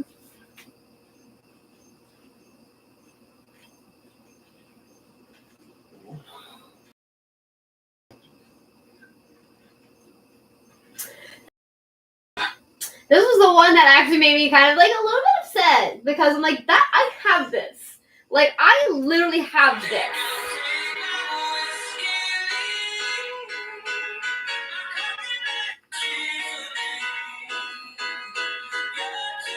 This is one of the most neglected, and it's called endobelly. It's where women during their periods have bloating that makes them look like they're pregnant when they're clearly not. The big issue here is that even though one study showed that 96% of women with endometriosis also Pretty damn times people are like, are you sure? Because it really looks like you're pregnant. I'm like, it's a food baby. It's been a joke. Disease process. But apparently, I'm fine. They basically were like, yeah, but we did a bunch of tests, and well, you're not trying to have a baby right now. So what's wrong? I was like, I don't understand what. Maybe I don't understand, or maybe you don't understand. But I feel like you have to get your family doctor.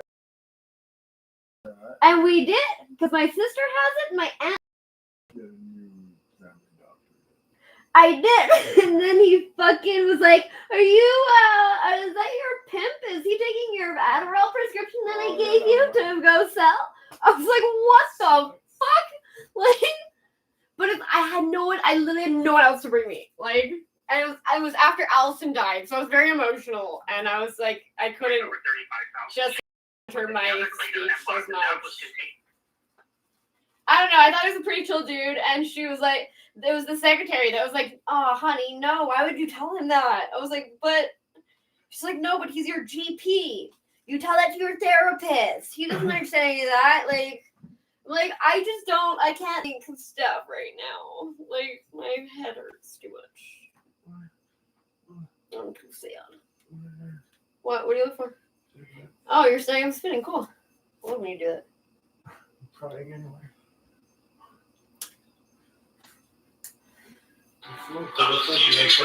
What?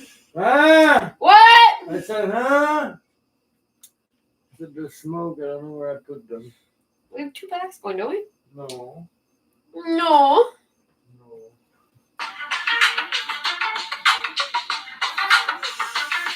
It's fucking right in front of me. Pain must be painted over, for it cracks.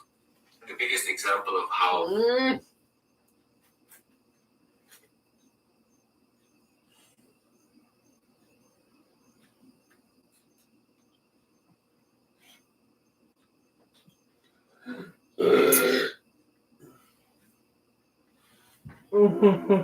Yeah.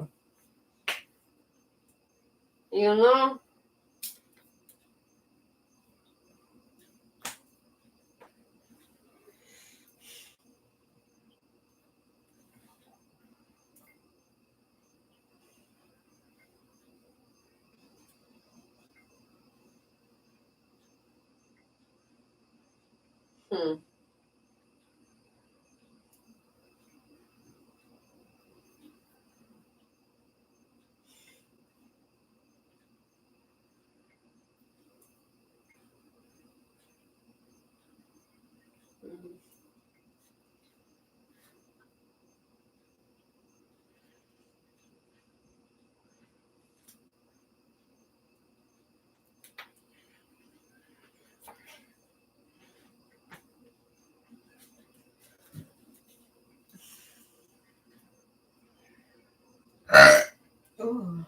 deep.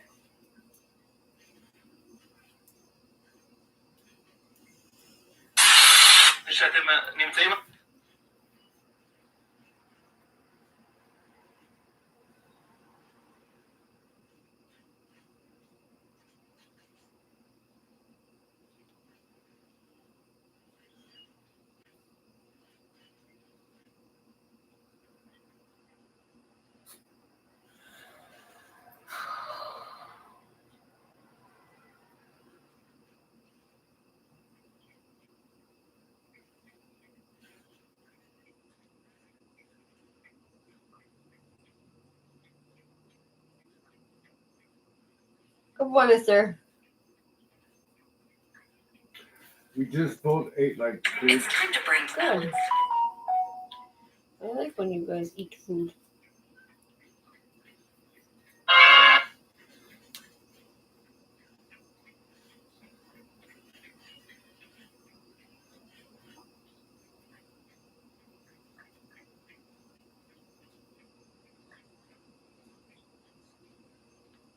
Mm.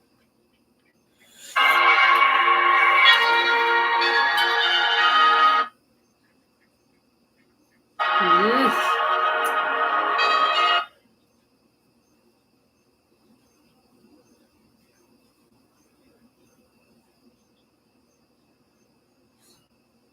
Good boy, mister.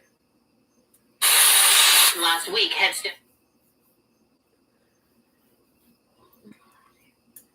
ready with me for my reserve duty.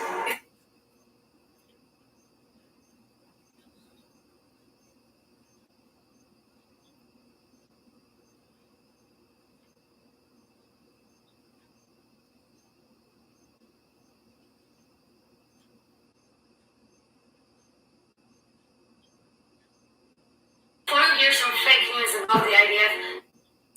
He not only is he Israeli, he Oh also my god, please.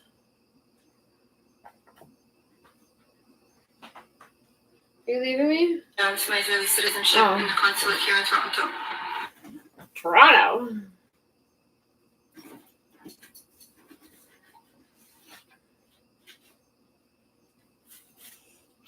organizing a population of 2.2 million people, not to mention people in the West Bank, as just like puppets of Iran that they're just being sent off to die.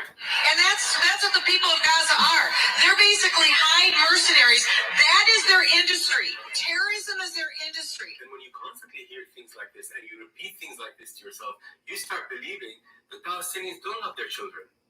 It's like Westerners love their children. Palestinians don't.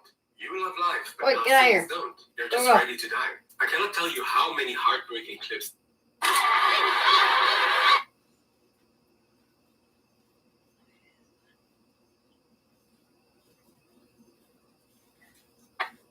The Palestinian people, but it is over.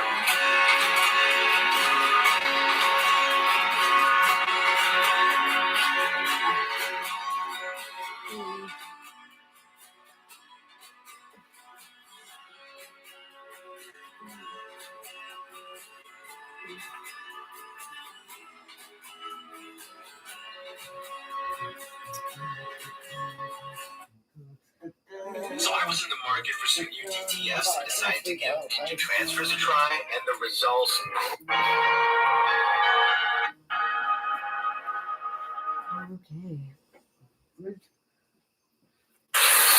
Last week, headstones were toppled at a Jewish cemetery in St. Louis, Missouri. Police are investigating a slew of bomb threats targeting Jewish community centers all across the country today. I was just in New York City. What's up? I just wanted to go to the freezer. You came over to me on the ice and brought Okay. I gave you a fist bump, and you don't want to. Oh, but they are. Well, they're not replacing you. They're just getting replacements for you.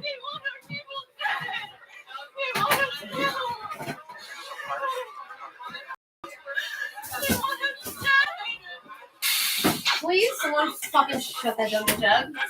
Oh my fucking shit. Oh god, fucking just like someone just literally punched her in the mouth. So she has no teeth left, and she can talk. Popping them up. Bop in the mouth real quick. She don't even know what happened. Like little kids do. And they're just like, and they don't even know what happened. And you'll be surprised to see that they don't do that anymore. Because guess what happens? Boop, in the mouth.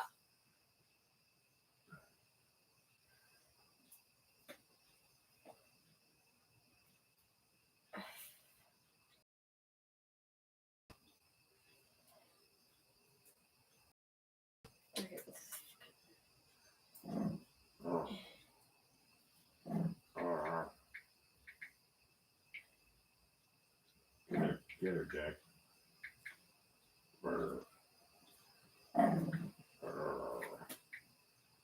The little tiny dog barking across the street. The what? The little tiny dog barking across the street. I know. They're so tough when they're that little too. Oh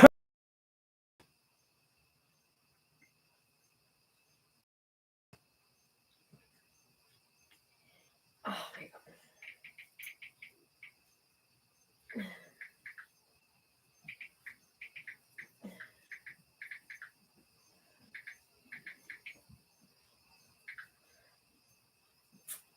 In Gaza City. This is a fucking really upset, and I was like, I actually was crying, like, because I was just like vivid flashbacks of fucking being a hungry child and being frustrated, and people being like, why are you such an angry, mean kid? And I was like, because I'm hungry, like, constantly. Now released aerial video showing the incident. Gaza City, more than 100 people were killed. Isn't that crazy? They just dropped it. Being like, here you go. You're welcome. مستشفى ابويا يعني انت جاي تجيب اغراض لمين؟ جاي لعائله اخذ لها اخواتي وامي. ايش انت اخذته وايش اخذوا منك؟ كيس رز وباكيتين. I would adopt this kid and his fucking siblings right now. ايش انت ايش بدك تحكي لي ايش بدك؟ نفسي اخلص الحرب واشوف وين ابوي راح. صار فين اندفن ولا For the food, and then it seems and he's like, I just folded after that. I just want to go find my dad's body. I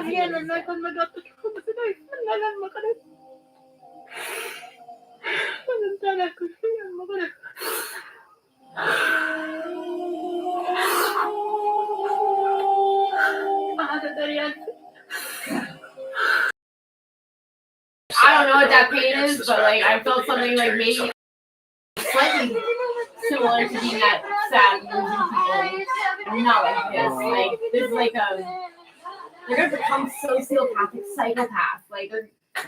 She's got shrapnel on her head. Like Yeah. Fucking... Yeah, most of her head. She had parts of her brain removed too. Apparently. That was tough. There was a guy who wouldn't let go of his mom. He refused to like leave his mom, and he was like on her. Well, they were in a lot. All wrapped in blankets, and he just like lay with her, and he was like, refused. I was like, that is just like fucked up. I don't know which is worse actually, but either way, it's clear that Israel doesn't see Palestinians as human beings, much less grieving human beings. But this is why I would adopt him. Like, it meant like get them on a plane, get them here now. I would adopt them. Unprocessed grief that is buried so deep down because the mind is allow the grief to come up because it will ruin the chance of you surviving. Clips that you see of Palestinians who are still in Gaza, whether you see it on Instagram or TikTok, most of them, when they speak about their suffering, they seem very disconnected from it, from feeling it. Like this one girl who doesn't know if her parents are still alive or not. لما قلت لأني بضل for some reason. روحوا على الحي روحت مع جيراننا بالعملية طلعت معهم إنه قعدت يعني كمان اسبوع 3 ايام زي اسبوع بعت لي رساله انه اخويا الثاني استشهد قلت له طب انتوا رحتوا قال لي انه رحنا ندخلك في السجاعيه بعد ما قال لي هالكلمه ما عرفتش حاجه عنه الي شهرين ونص اتندمت اني طلعت من الغزه اصلا كثير اتندمت يعني طلعت لحالي من غير لا اخو ولا اخت ولا ام ولا ابو تعبت كثير بالليل لما بتنامي بتحكي شيء بضل هدوس ابويا ولا احنا اهلي نار الضلمه مولعه بحلم بس كيف قلت مش اهلي فيها صوت بسمع ولا لا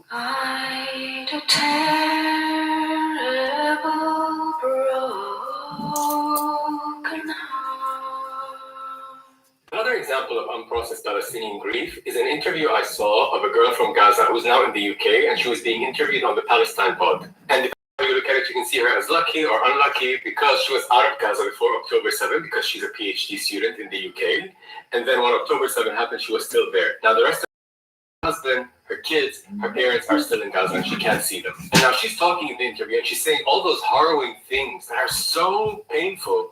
But the tears that normally would come with such stories are not there because she's obviously very worried still. Fucking Mike bearing Tyler with his father. An American Jewish guy Oh, called Mike. fucking.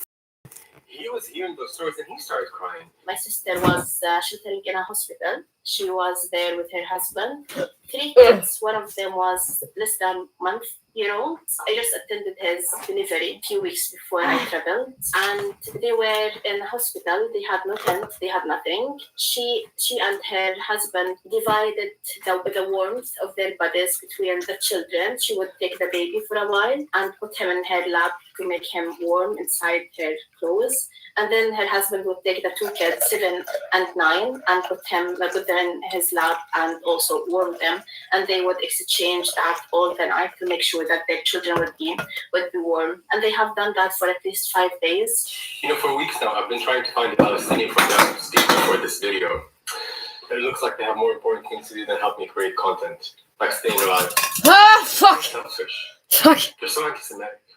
Don't joke about that. No, seriously, Don't joke about that. A Palestinian to speak to, a Palestinian like me in the diaspora, another Palestinian who's glued to their phone, watching this horror unfold from a distance. You can have the luxury of grief, and how often do you even think of grief as a luxury? You never see it in this way. But now, That Allison, after not having a funeral, I thought I'd be stoked to not go to another funeral, but not having a funeral for Allison, it's just like even now I'm like, there's like this weird feeling of like that I'm gonna see her eventually, and it's like we just like are gonna be not seeing each other for a long amount of time, like longer than usual. Even though I know that's not true. In the incubator and leave the hospital, or do I stay here and die with the baby? No, you take your kids because they came first, and you make the new baby. You always try again later on. Baby doesn't feel shit. You start asking yourself, "Oh my God, what do I do?" So that's grief on top of grief on top of grief, all of it unprocessed, of course. And I'm going to be speaking to him when I throw out this video. And don't worry, Doesn't realize that it's going to die. So ex-Israeli soldier, as the thumbnail promised. He's still coming up, and he's here to school the influencers of the world about how he woke up from the indoctrination that made him blind to Palestinian grief and suffering. And speaking of Palestinian suffering, in this video, I'm going to share you the extremely graphic and painfully graphic examples of suffering. But what I do want to mention is the nearly 20,000 unaccompanied children that are all alone right now. Not only orphaned, homeless, hungry, alone, and now responsible for their younger siblings. Like, with no one to help them or feed them. There's nearly 20,000 of those. Who's checking on these people's grief? Who's comforting them? That's what I thought. The people in the north of Gaza is even worse because no food is reaching them anymore. And so my own staff, my own colleague Abir, has been eating animal feed, and horrifyingly, yeah, they're eating bird seed, which is food for horse and donkeys, is now running out, and now they're eating bird seed. Once again, who's checking on these people's food? More importantly, who's causing that food? Who's facilitating it? Why, it's not other than the most moral army in the world. Jeez, fuck. Okay. So something really weird happens in this part where they have lingerie and it's pinned up on walls, and it seems like they have this weird thing about lingerie. My grandfather did something really weird with my mom when her and her friend snuck out one night. He pinned her underwear to the ceiling, and this apparently was not like the only occurrence where something similar happened. And she was like, I think it was to be like, oh, I know you snuck out. I'm like, no, I don't think that's it at all. I think that it's someone who's mentally not well. But they did the exact same thing. Actually, like something, I don't even know. Liberal News published a piece for their Hebrew language audience that reaches breathtaking dehumanization and tone deafness. An incomprehensibly vile article of a lifestyle cooking feature about Israel's soldiers finding and cooking with ingredients in the kitchens of Gazans who had to flee their homes and are now starving. Just take a look at this scrumptious dish that the article labels bruschetta alla Gaza. Do you think You cutting fucking off piece food, of water, and shit. electricity is within international law?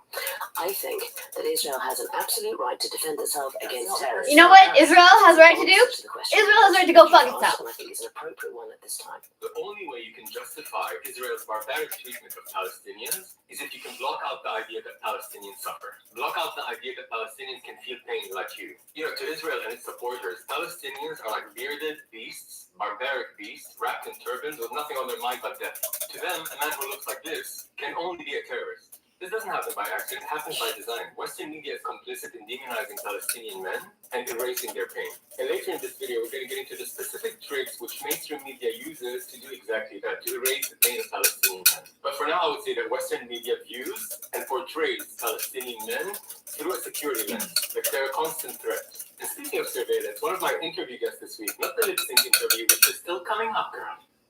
One of my real interview guests is Australian Jewish journalist Anthony Lowenstein, who wrote The Palestine Laboratory on how Israel uses Palestinians as lab rats for testing its technology of surveillance and occupation and exporting it around the world. And when I asked Anthony about Palestinian grief, he immediately drew a connection with 9/11, which is so interesting because for me, they've always been connected. 9/11, when I was still like a young man starting to travel on my own, I would hide the fact that I'm Palestinian because in my mind I kind of subconsciously You had to. Your parents would internalized tell you.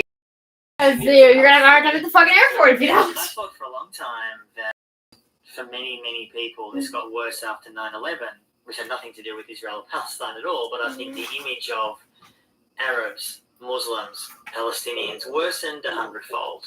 And Palestinian identity, which again had nothing to do with 9/11, was which again had nothing to do with 9/11 in the West as much of a threat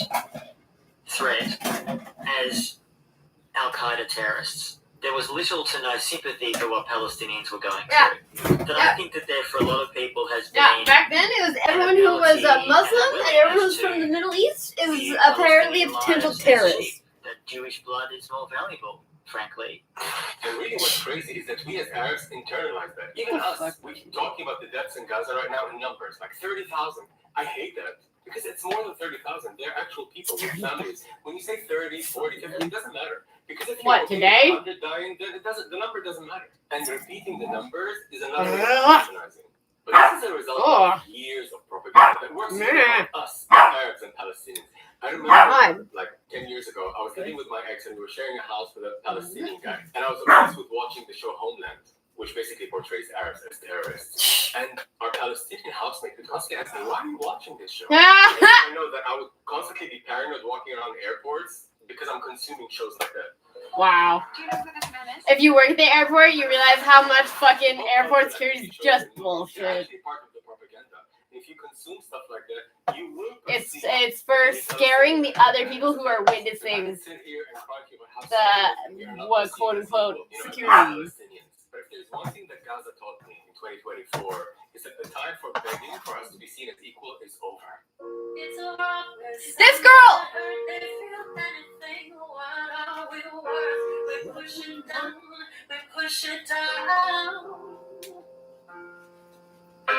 One, two, three, one, two, three, drink. Oh, it's a real across the street. 1, 2, 3, 1, 2, 3, drink. 1, 2, 3, 1, 2, 3, drink. 1, 2, 3, 1, 2, 16. Time for wars to lay loose. And now, the time has come. You know what time it is, Time's come. It's a lip sync for your Yes, it's time for my lip sync guest. This time I'm playing Iran Afrati, who served as a combat soldier in the Israeli military and since leaving has dedicated his life to exposing Israel's war crimes, exposing the barbaric way the Israeli military treats Palestinians. And what Iran learned, like many dissenting soldiers, is that their job, above everything else, is to instill fear in the hearts of Palestinians. That's the way to maintain the occupation. I'm gonna fucking talk on my head all fucking day. Of the world about his experiences of dehumanizing Palestinians. And he picked influences from 3 different disciplines: beauty, sports, But we're gonna start with. Don't eat all of it, by the way. You're gonna throw up. Actually, I already started telling her over text. Save some for tomorrow. Like, oh my god, I can't believe this stuff. Why don't you come over?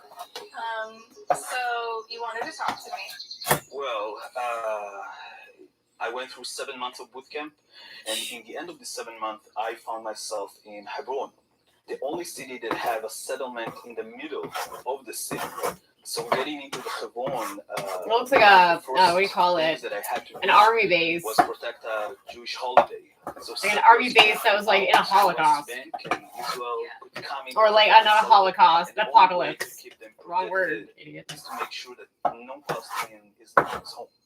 So literally one of my first tasks was to roam the streets and make sure Palestinians understand they're going into their home and they cannot leave until the next time we're coming in. And the first time was like a movie. You know, we Yeah, because you guys watch Star Wars and now you think you're in Star Wars. You guys think you're in a movie. 6 packs of ammunition. I'm just screaming curfew. And you see the chaos. You see the people just running from place to place, closing down their shops, running home. Because wherever you are when the curfew starts, this is where you're stuck. So you better be at home when we're starting to count the curfew. Now, the official orders to anyone who breaks curfew is shoot to kill. Like, what the fuck, though? Like, imagine if when curfew was happening, and that was the thing, if you broke curfew, you could have potentially probably been shot. Like, that seems a little bit fucking extreme. Kids look at me frightened. Why are they running away when I'm walking into the street? Because you're a fucking monster, and you're an idiot, to know you is to love you. Like, so it's like, it is confusing. Before my service, I work as an educator. I love kids. So I think I was very confused on why a kid will find me scary. You know, That's so sad. I realize now, in perspective, they've got to do something with the fact Because you're a man with a gun who's taking them away from their family, maybe. I have 16 in my hand, and I think in a very rapid pace, I realized that my job is actually to maintain an apartheid system.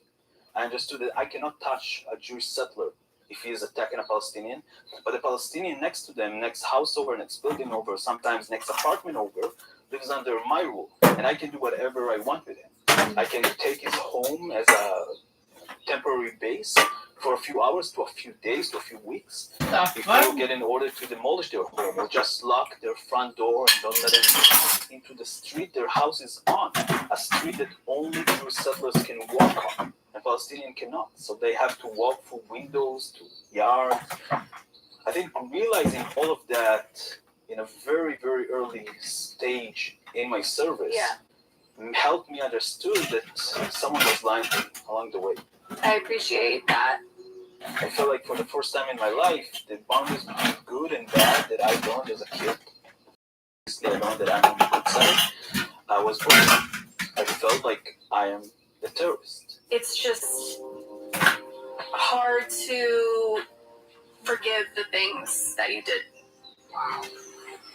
But I want to move on from that, you know?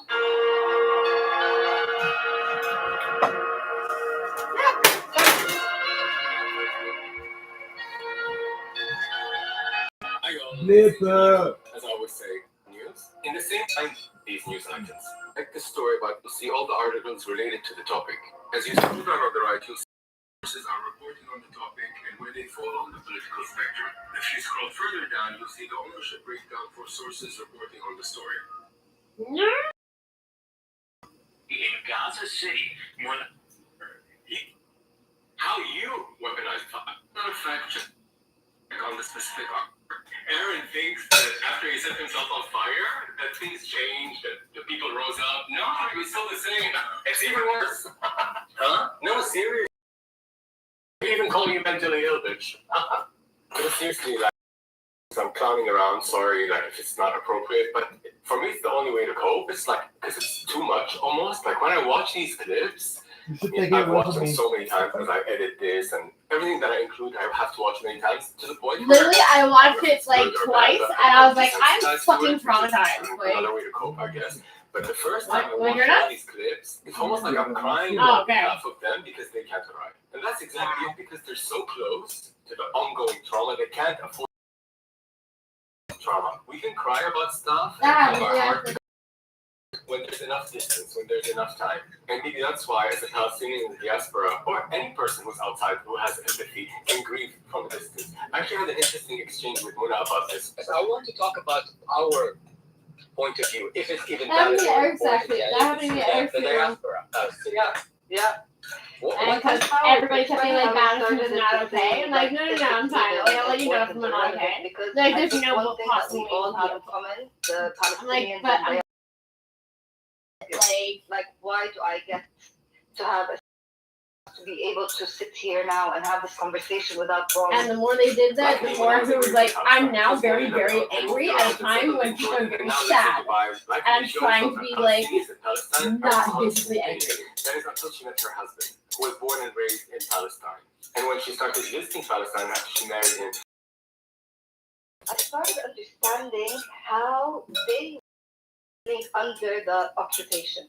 So he was part of the people who were in the Yeah, but this is like I don't know if it's a new thing, but there's a lot of people who they have to have that thing happen to them for them to be like, oh, that's how that feels. It's like, but why do I have to do that to you for you to understand? It's kind of like the whole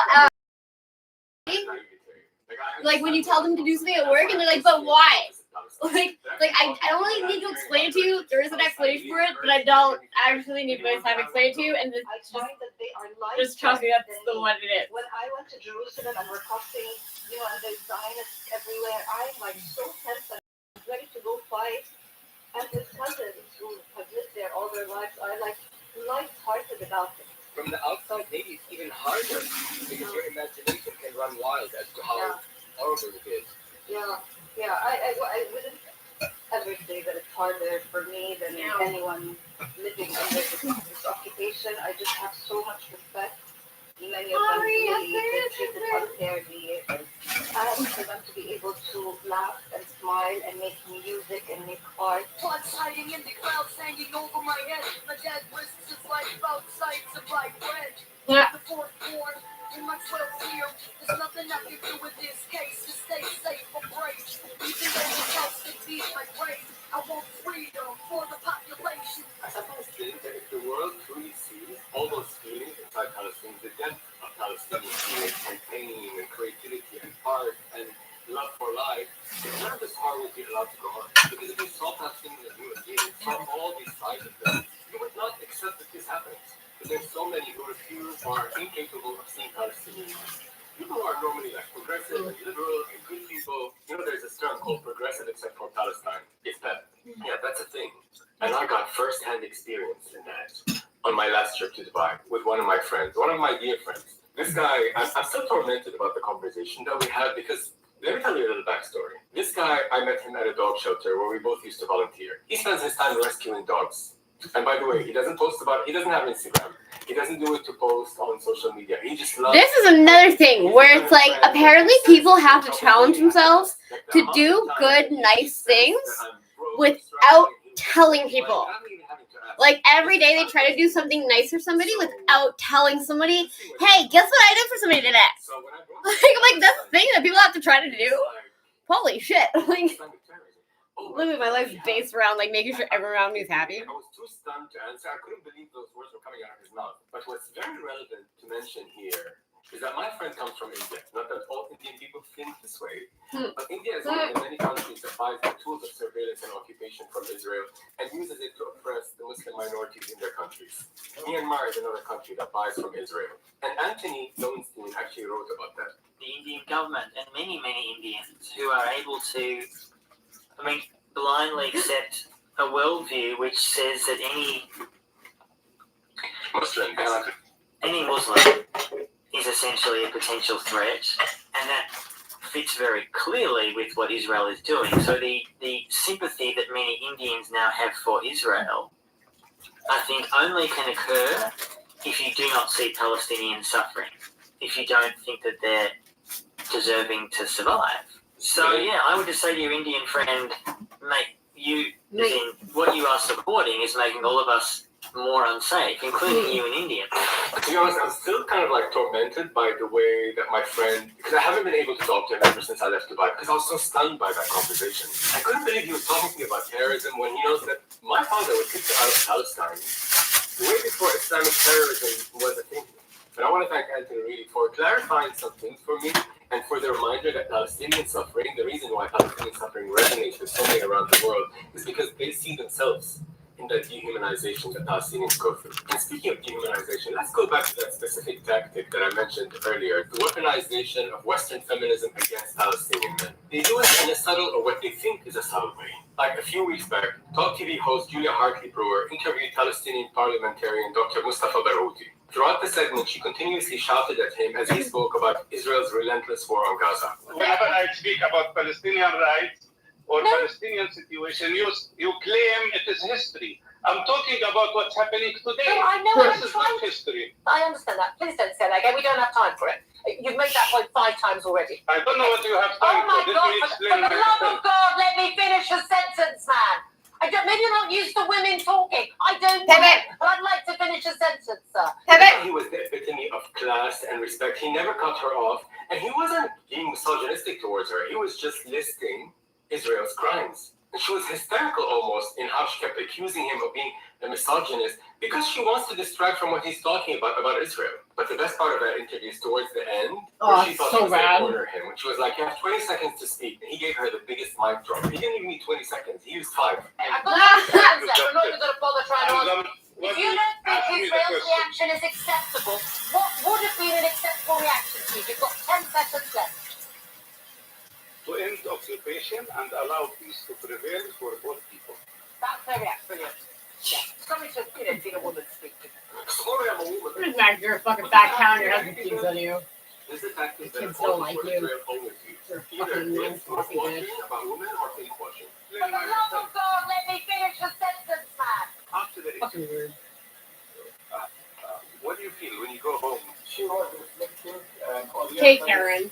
white supremacist view of Arab Palestinians. I think she also showed that she was absolutely arrogant and unprepared, because had she done a little bit of research, she would have discovered 2 things. First of all, I am one of the most prominent leaders struggling for women's rights in everything I did, whether in professional life or medical work.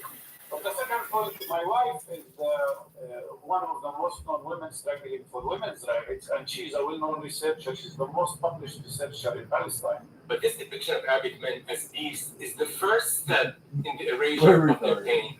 Smoke a good record. Yeah, son. By these so-called feminists. Smoke a good record. Mothers are dying. What kind of feminism is that? Again, that's progressive except for Palestine, which means you're not progressive at all. You're a hypocrite. לוזרים, מסריחים, עם כפכפים, באים דוחים, באמת, אשכרה דוחים. רצחו איזה חלק הומניטרי במוח, חמלה שהיא גורפת כזאת. כולם בני אדם. לא, השמאלני שלי so called. הוא קיים? לא. הוא קיים בדברים אחרים, אני בן אדם הומני, אבל לא, הוא לא קיים ככה. Speaking of fake feminism, do you remember that article, the New York Times article, that shaped the way the whole world sees this conflict? See that part of the headline? How Hamas weaponized violence. How you weaponized violence. Because, by the way, not only have the stories been debunked, but this is not the first time in history when accusations of sexual have been used to demonize people and justify atrocities done against them. If you look at lynchings in context from the end of slavery to World War II, it was not killing that white people accused black people of. That's right. They need to find something that is so egregious that and was the most common accusation leveled against a black person for these lynchings. Anyway, that New York Times article was written by Matt Schwartz, who had no prior reporting experience, but instead worked as Air Force intelligence for the IDF. There's no doubt that the New York Times and the New Yorker and many of American media for years, as I've often said, have really been water carriers for Israel. I mean, you often have editors openly talking about that. I mean, the idea, for example, that you've had, I think it's about 4 or 5 New York Times bureau chiefs in Jerusalem whose children at that time were serving in the IDF. You mean the Canadian government? That would be for Palestinians. Like where literally every politician has a family member that is or was in government, or like they all have fucking. I freaked out when I found out they had all financial ties in real estate. I was like, that should be a problem. It's a very. Pierre Poilievre was the only one who came out and said it publicly like a year Israel, ago. that's obviously part of it. It's a pro-Zionist environment. I think also for some journalists and editors, and I would argue politicians, you realise pretty early on that if you want to go far in certain professions, if you're going to be very pro-Palestine, or for that matter pro-Arab or pro-Muslim really, you're going to find it pretty hard. And the way that that then translates into mainstream Western media is that the Palestinian narrative, the Palestinian telling, our attempts to document these crimes is buried under the rubble and the debris of smear campaigns of anti-Semitism. Very aggressive and orchestrated lobby efforts to censor, to sack pro-Palestinian journalists, to have a system in the media where those journalists who signed an open letter calling for fairer reporting are not allowed to report or write about Palestine and Israel. Whereas those who have actually taken trips to Israel, funded by Israeli groups, are openly reporting. And it's really hard not to internalize stuff like I'm that. bit by deer plus again. Have you heard of DJ Khaled, I'm by the way? bit on the This finger guy when was you're in being traffic. painfully silent. A Palestinian guy, rapper, musician, whatever the fuck he is. Like, he said nothing. We are all people, and everybody can do what they can do. But when I watch you have grown carry, so you're Jordans. You're gonna eat some more When chocolate? the Palestinians being carried, they're just not. No! What was that? And they don't have There's ice cream? There's some ice cream? To me, you have gone from DJ Khaled to DJ Callis. You cannot be so oblivious. Really, as a Palestinian, to ignore this, you'd have to make a very conscious choice to pick your money over having any kind of empathy. A very conscious decision not to look at the very profound grief. Yeah, but like there are so many people who are literally, they would rather die than be poor. Like, just insanity. If I continue talking like this and reach Gaza City, my city, my home, that I was forced to leave 4 months ago. I'm so angry because I cannot just continue walking like this to my home. I have a lot of, I don't know the feeling. It's like, Piss the fuck off. Like, look at this, look at what are we documenting now? More and more people are now just coming to this house where 2 million people of us are waiting to die. It's the 24th of February. If you're watching this video, you probably know that was Bisan. That's one of the last few standing journalists on the ground still in Gaza. And what I love about Bisan, unlike the others who haven't processed their grief, she lets herself feel it all. Millions of people around the world are fans of Bisan, and we feel like we know her. And I feel she's also grown so much over the past few months, and I wish she didn't have to. She's also so young and so lovely and like really seen, but I know what it's like to have curly hair. I know that she's struggling. Of course, she doesn't have products. You need a lot of water. You need she had to cut her hair last month, and I was so sad to see that video of her hair. Oh, when you cut my hair, of losing a loved I one. thought you were gonna be like, fucking, why are you freaking out? You're like, no, what are you talking about? Watching TV. Why didn't you call me earlier?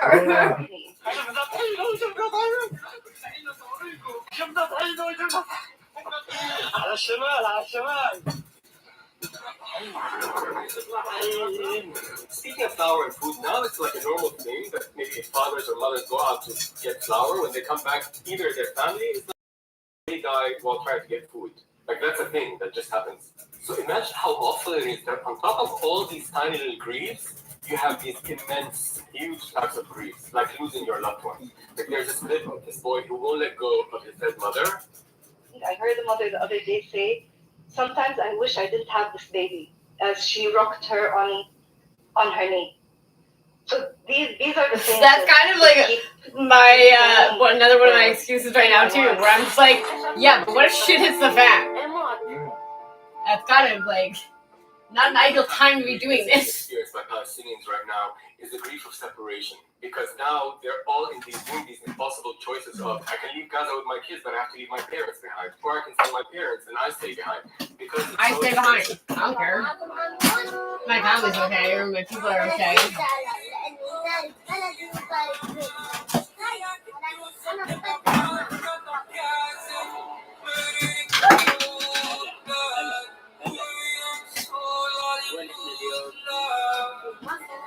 Speaking of those who get out, don't think for a second that their journey is easy, because that's when the healing and processing the grief will start, which is already a very painful process that will take decades. I just want to lend a little perspective to this that may help people understand in a different way. First of all, I'm not Palestinian, and there's no way that I can fully understand what these people have gone through, the trauma and the atrocities. I mean, I can't understand it. Okay. Yeah, but I've also had my fair share of sadness, and I know that sadness too. Like, that's very fucking shit for a child. Like, not their fucking choice. Massive PTSD. I love their whole thing of babies being born terrorists. Where I'm like, what? Like babies being born a terrorist? Like, what the best on? They make a manifesto on their way out. Like, pick whatever food they want and having new clothes and having a toothbrush to brush their teeth. I mean, this is like mind blowing to them because they've been through so much torture that oftentimes, just like most of us, it's easier to return to your trauma than live in the healthy world. Okay, and so I want to tell you a story the other day that happened.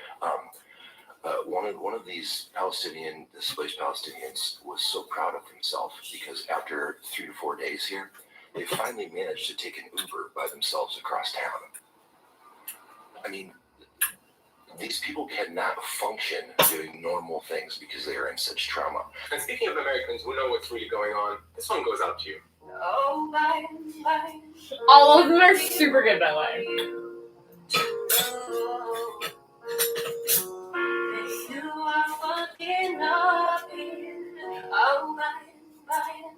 You're criminal and it shows. Re-election this year, screw you and your good friend baby. While we're at it, fuck you being soon again, Trudeau. Your cowardice is cringeworthy. You lying terrorists. You're killing babies just for greed. Hands off again and they have a spine. You should resign. No, there's more. She has more of them, and they're all fucking better than the last one. Who's causing it? Which brings us back to our lip sync guest, the ex-Israeli soldier Iran, who's here to spread the words to Americans who don't know. Americans like Travis, whom I love, by the way. I think he's super cute, and his representation here is not that we're shaming him, but there are many people who don't know, and who should know. You know, in the age of 15, 16, I began being almost obsessed with trying to understand. That was like Christianity. I was trying really hard to fucking understand what all these owls believe in, what is clearly a fairy tale, like nonsense story. His wife into his job. I just couldn't understand it. And when I went to the occupied territories, for the first time I understood how can there be a contradicting inside yourself. As a human being, you could do your job and be a one person at home, be a loving, caring, boyfriend or a son or a brother, and at the same time hold people under a regime so oppressed that people are dying not from only your bullets, from depression or sickness. I don't want to live in an only Jewish state that values Jewish life on every other life. No. I want my kids to grow up in a place when they don't have to oppress anyone. In the beginning, Iran, the ex-soldier, he thought that what he went through were just his personal experiences and not something that happens on a wide scale. But after he left the IDF and started interviewing soldiers, he realized that the oppression of Palestinians in the occupied territories. I've been noticing that this is another thing I've seen on the especially people in the US, on the Facebook websites for like the boroughs and the cities. There was one guy who was talking about like the soccer plex in Lachine. They tore it down. I think we actually did this not too long ago. Me and you were showing you for the soccer plexes, and they wanted to build like a waste management facility or whatever. are taking testimonies. But there's a bunch of Brossard apparently had like new indoor pool with like a slide and a bunch of fun shit in it, and they're closing it like this weekend. He's serving after this new rule from the Supreme Court. There's a bunch of people who are like, yeah, no, I also got a new like whatever sports cultural center, and it's been like a year and they're tearing it down already. Well, but like, why did we waste all that money then? To capture this person is highly dangerous. What we're going to do is we're going to come in 5 or 6 people's unit into their home in the middle of the night, break in quietly, go up to his bedroom, and put a gun into his head. Now, if he just wake up and surrender, we're taking him into the base. But if he scream, you shoot him in the head. If he lift his blanket, you shoot him in the head. So because we understand as rational human beings that no human being can wake up in the middle of the night with a gun to his head and not scream or move. We understand these orders as an execution orders that bypass the Supreme Court order. And even the official rules of not executing human beings are going off the window.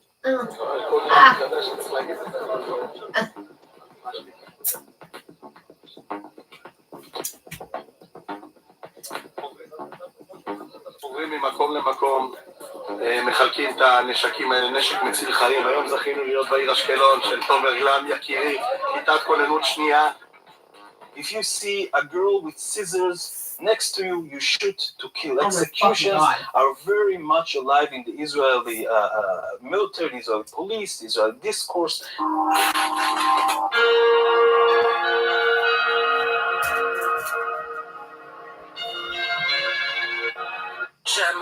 In Hebrew, the way to say something, and the explanation when it's is that they are just, they're primitive, they're stupid, they're lazy, they, you know what I mean? In Hebrew, the way to say that something is poorly done is to say Arab labor. Whereas, the most magnificent homes that Israelis live in today are Palestinian homes that they stole. But never mind, you don't want to ruin a good story with the facts. So that is the reality, you grow up in it. It is everywhere. Like the... And where do you see Palestinians? For Native Americans made room for the first colonizers. Like, they didn't exactly make room. You hear about them as terrorists. You never hear that there's a Palestinian writer or poet or philosopher or mathematician or scientist or doctor. We're never told that we actually stole the riches of this country, that we stole entire cities that were built, that we stole, agricultural produce and fertile lands. The whole idea is to create an ethnically cleansed piece of land only for Jewish people, with Palestinian workers. Of course, some Palestinians can stay and do stuff for us, but this is our land. And you might be wondering why I put Travis as taking off his headphones there. That's not because he found it too much. Well, maybe you can interpret it as he found it too much. These stories are way too painful. But I like to look at it that even on his phone fact-checking, was telling him. And he came to the conclusion that Iran wasn't lying. And just to make sure that we seal the deal for Travis, here's a song dedication. One of Taylor's songs. This one gave me goosebumps, honestly. And the last one did too. I mean, like the last one in the video.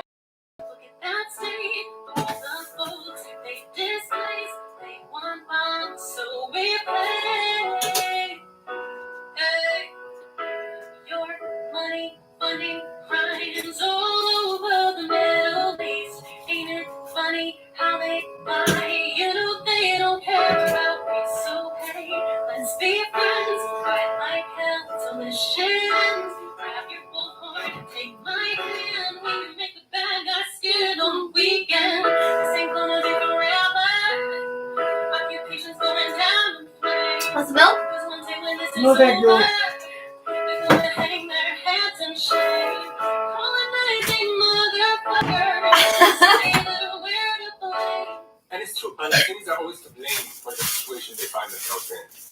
It was incredible. Like my last video that I did, the one with the Oscar speech, it's crazy. I did not expect any backlash for that. The one I did about the propaganda, I was ready, prepared to get some hate because, if you're going to tell people they're indoctrinated, it's not like they're going to be like, oh, thanks for pointing it out. It's like when you tell someone they're dating someone uses them and lies to them. You're like, they're not going to be, oh, thank you. Now I know. No, people will get very defensive around stuff like that. So when I made that video about propaganda, I was expecting it ready for the hate. And when I made that Oscar video, I was literally not talking about Israel, just talking about Palestinian paying children.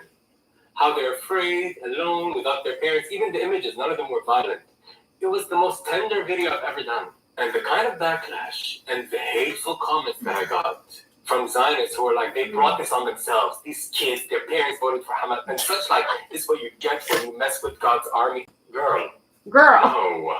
But this kind of, they brought it on themselves. Like, they deserve to be erased. They deserve to be wiped out. This points to a bigger issue on what's with Palestinians, like how Israel treats Palestinians.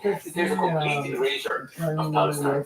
الآن خلينا راح أفرجيكم حجم الدمار. حجم دمار ما فيش خيولة. It's not just the name Palestine. It's not just the four colors, green, black, red, and white. It's everything about Palestinian identity and Palestinian culture and Palestinian history.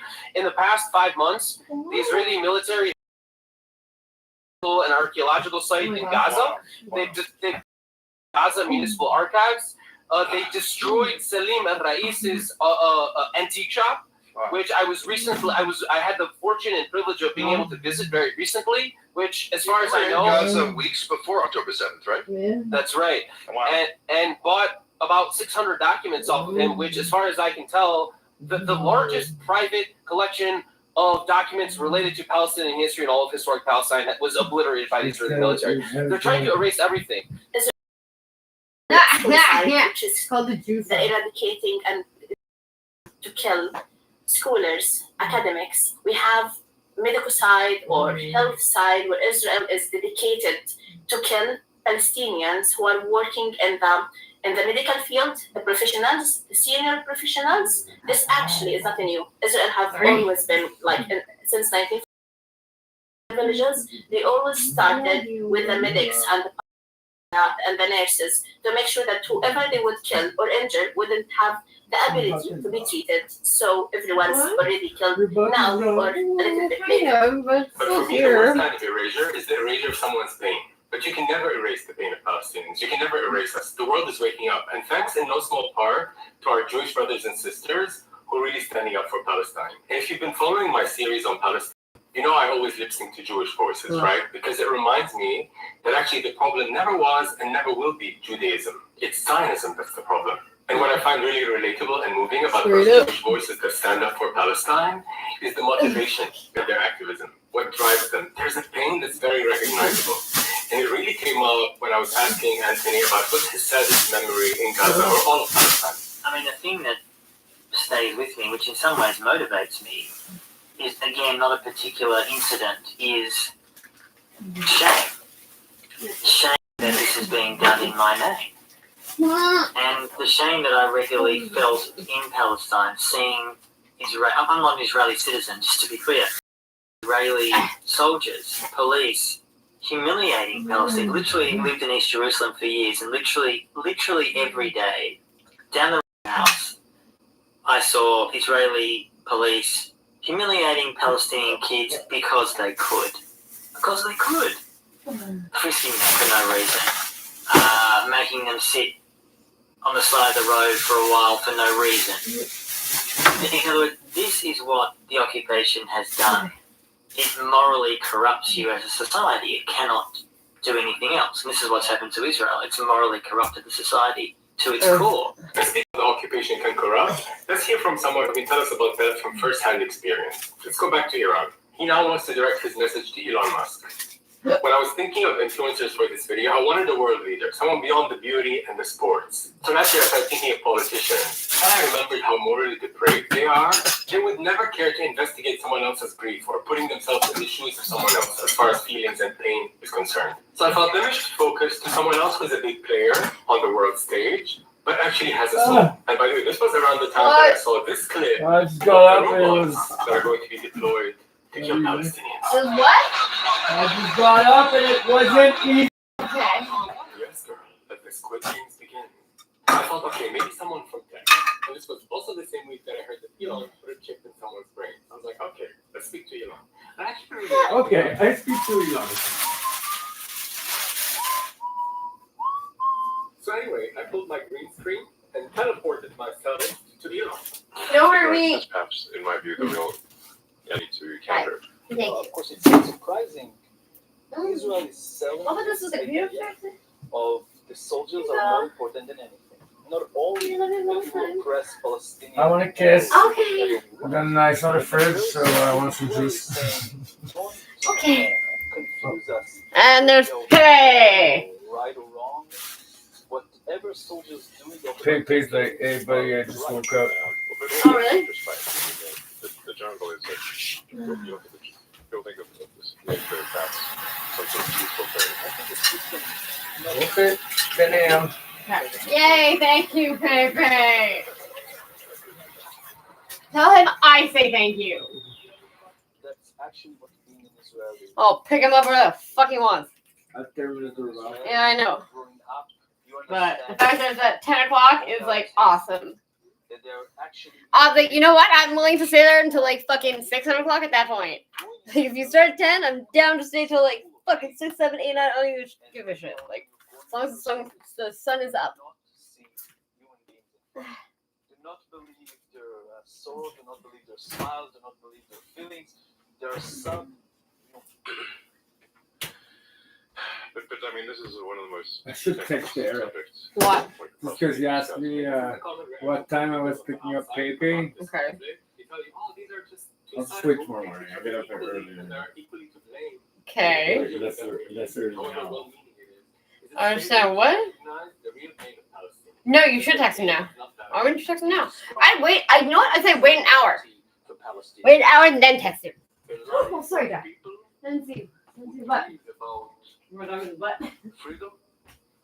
Funded. Israel as a state. I don't know why I'm switching nipples. Why? I don't know because I thought you'd switch. I'd be afraid to get you like Smack in the face? Yeah. Only understand power. Whether we like it or not, we control the life of millions. We Israelis, only when they will have hope. Yeah.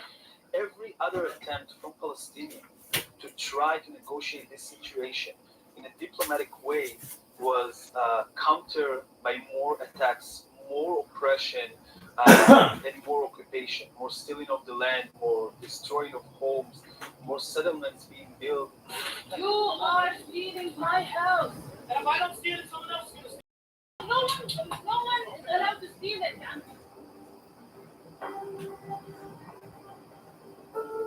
What? Jacob, you know this is not your house. Yes, but if I go, you don't go back. So what's the problem? What are you yelling at me? I didn't do this. Can you imagine what it must be like for someone to steal your home and frame you as a terrorist for resisting? We decided to call, we're going into the UN a diplomatic terrorism.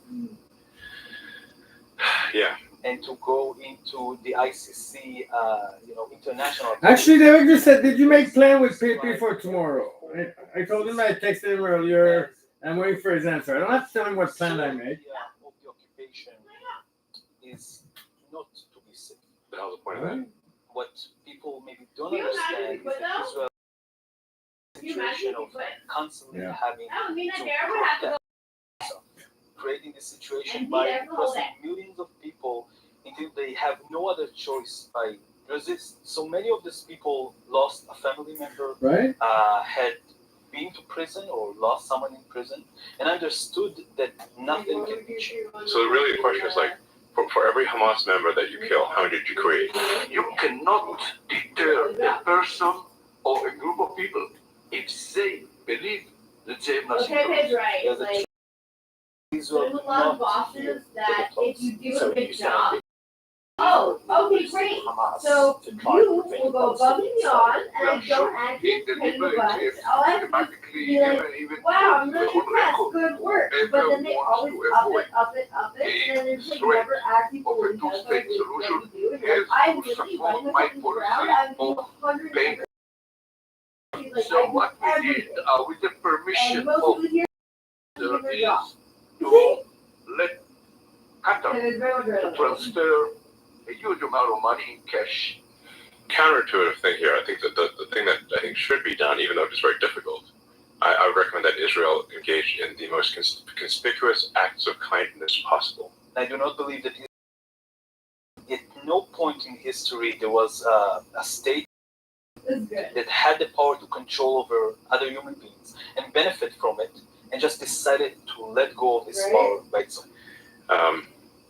It was always forced on them by the resistance of the people underneath them, or the intervention of other forces around the world. And I do believe that the rest of the world and what's going on in Palestine, there's nothing else that except for giving all the Palestinians equal rights. British Empire is not good at let go of that empire. No, they won't. No, they're. We do what we came to do, and everyone seems like they're all up. They're all doing life, and you're all.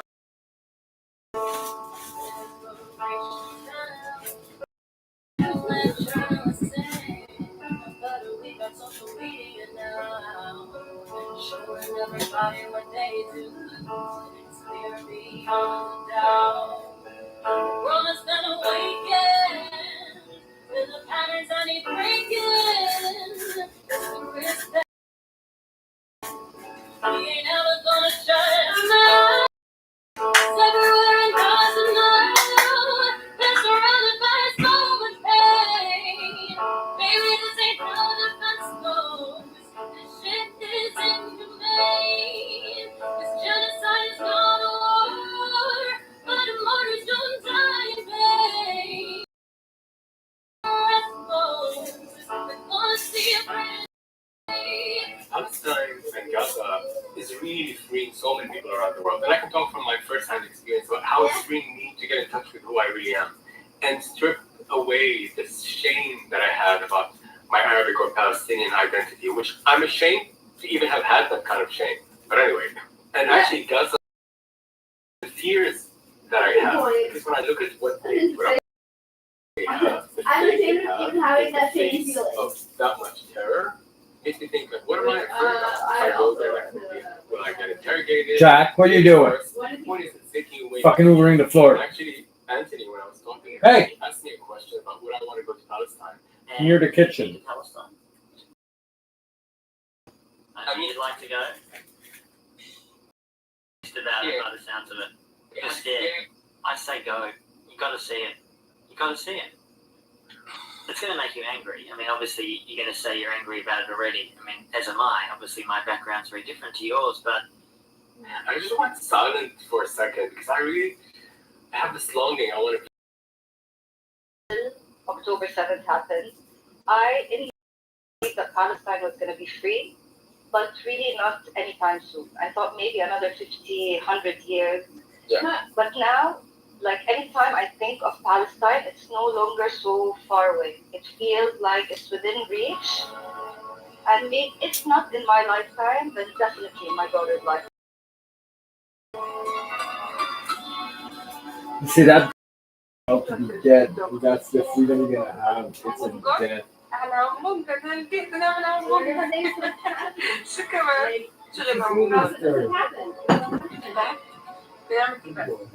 No one could have ever fathomed that this would be a possibility. That far on top of it.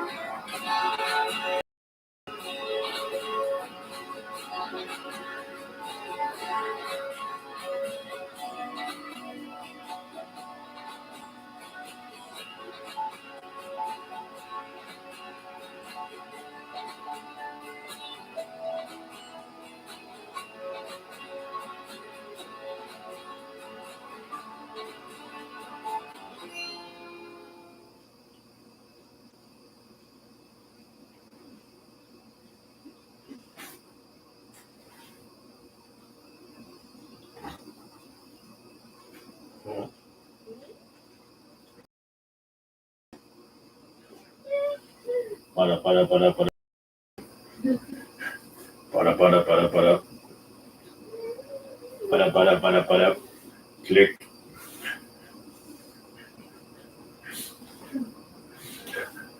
I guess that fuck. Oh, I just sat down. I'm stupid. Well, I just had it on my phone, on my computer. I'm sorry. And I'm smoking a. I'm gonna sit down. Staring at it. What? I was staring at it before I sat down on it.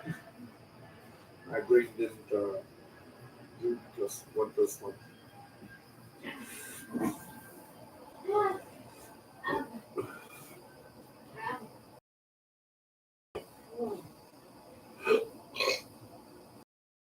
Ooh, hello. Don't lose the money that's in your tits.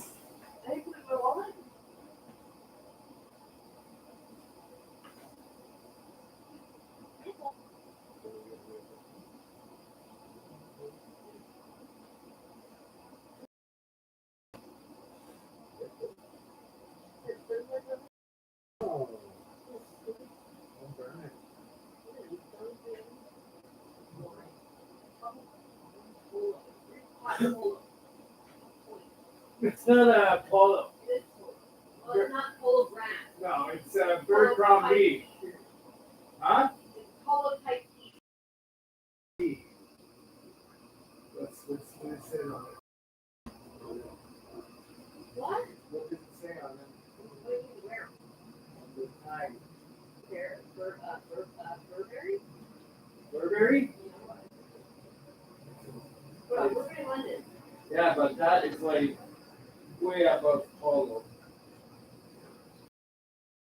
A little polo's like a little nice camping shop, and this one's Swiss Army.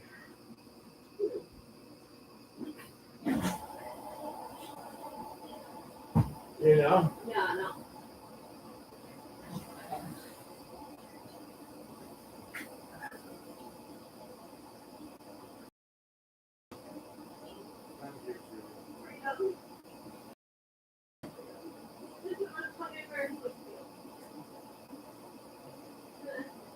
That's nice. That's how Americans love to take off your brother.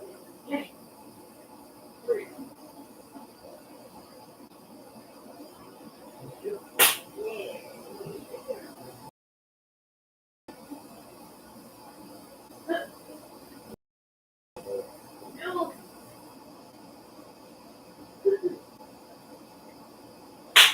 Yeah, exactly.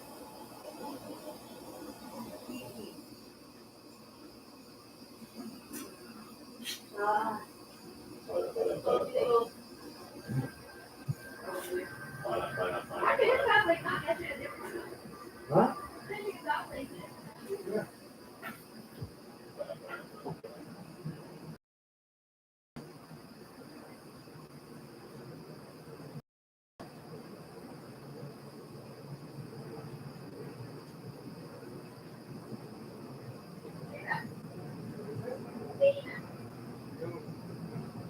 Oh, is it the little blonde kid with the red hat?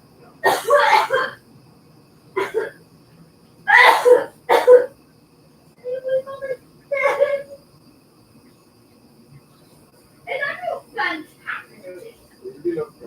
It's kind of like supposed to be the soul of his older brother. His older brother dies. Yeah. And then he works like they're doing science stuff, the new science. They're making AIs and stuff. That's okay. And they make Baymax, but he downloads him like you know how people have like the AI software and they do type of person and then it'll be like them speaking. The big veggie big, but like super accessible. Basically, he downloads his own data, his personality data on the file and put it in the thing, the big thing. But there's less. Yeah, then there's the little brother.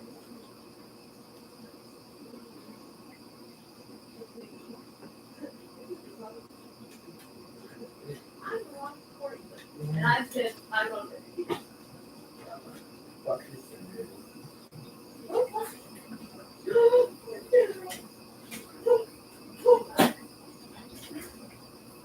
I gave you money on my wallet right now, that'd make it better.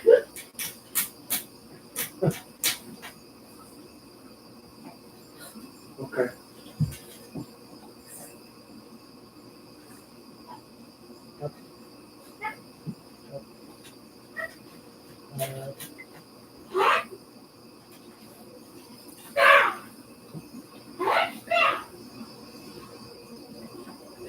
Do you agree?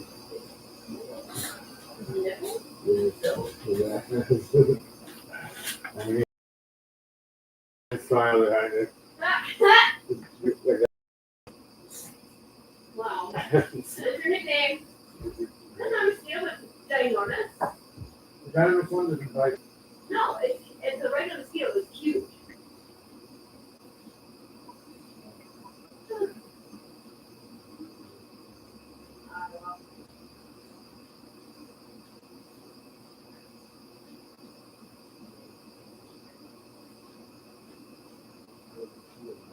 Didn't you just start itching at the same time? Yeah, I mean, here. In your belly button? You have very short belly button. What are your mind? I'm serious. It goes in there forever. Yeah. Don't worry,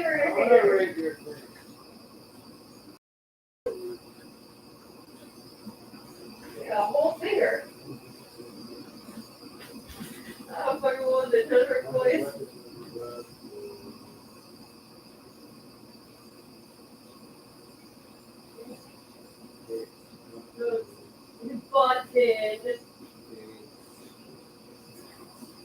Button. Weird word they say here. Cantalone. Cantalone.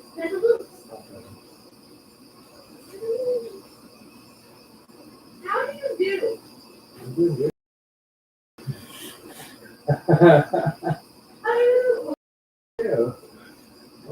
Howdy. Doing. You. Stop worrying the floor to get stuff that you need. Hey. Hey. Yeah. What's your problem then? Where I go? I think you just ate it all. All of it? Yeah. Yeah, you fat fatty. You're gonna need to know.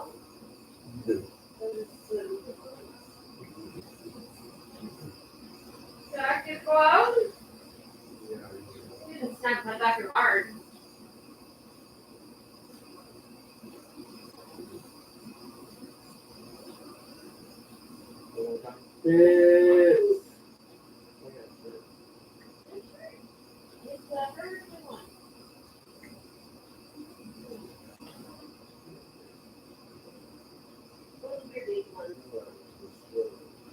No, you make something out of a big one. It looks like a human baby.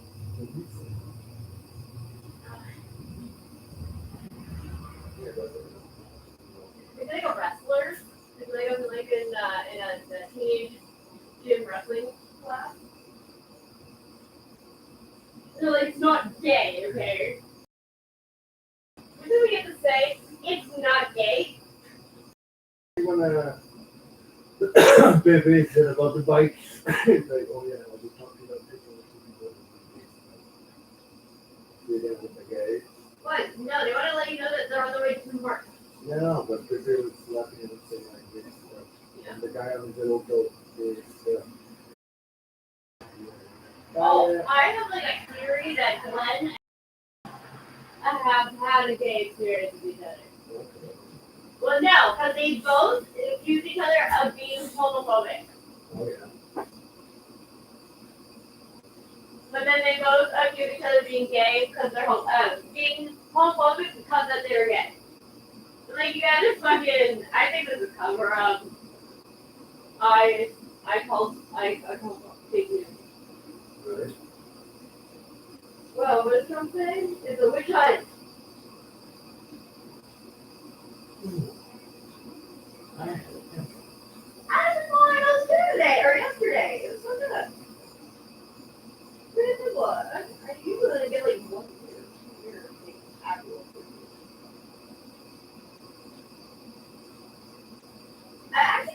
very large pores recently.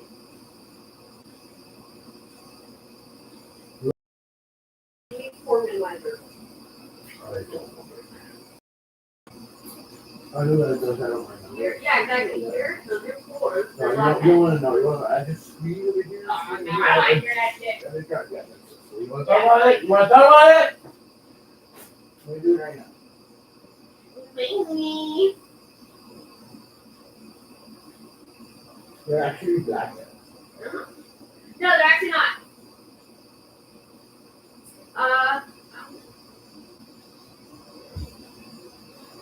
Anyway, I talk to them all the time. Oh, wait. What? Wait. Favorite? No. Wait.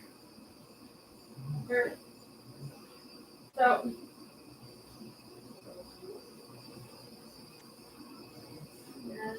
This one.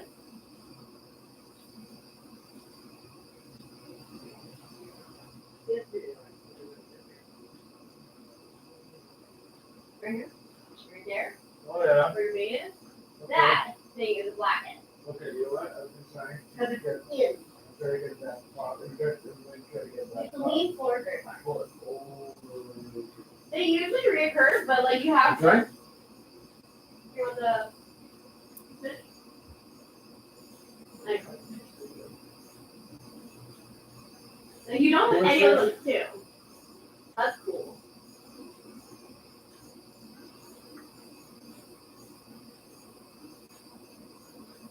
Because you have, and it's a certain technique they have to do. They have like actually little tools that you can buy. I know. And I've seen someone do it successfully. I've tried, and I've never been successful though. My few things are like, yeah. But I've seen someone do it and be successful, but they also had way worse acne. But yeah, it's cool. God. Well.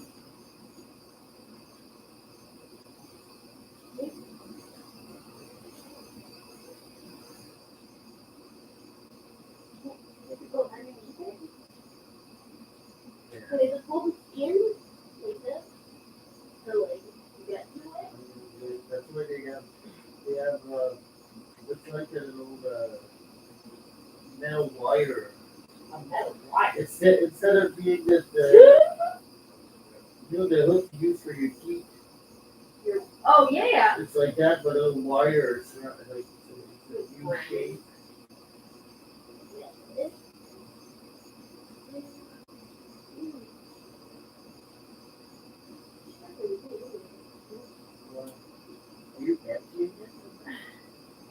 Well, it's usually a hard. Either it's like a hard lump, or it'll be like a string of like it looks like two things.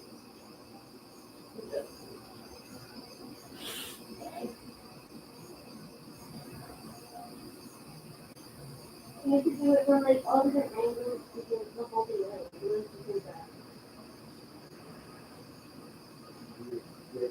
that. Well, no, because it will be fun. Yeah, but look at this.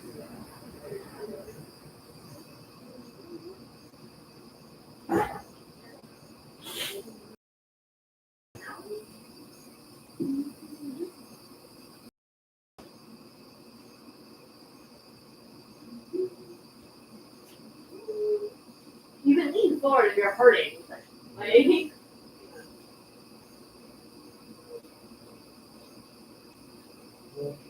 yeah, what the hell? Here, look.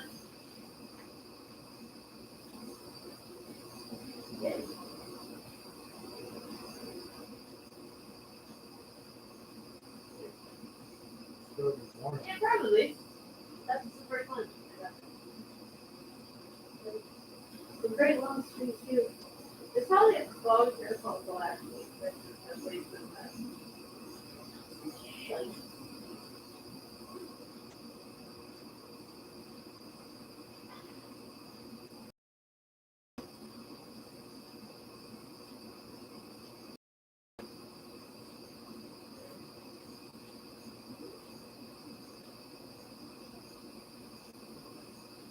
I wonder if we could we call it baking soda vinegar.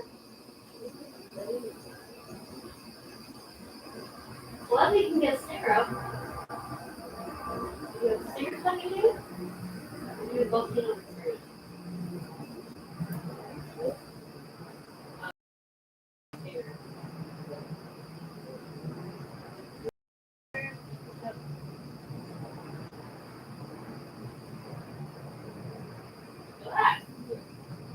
Do you really?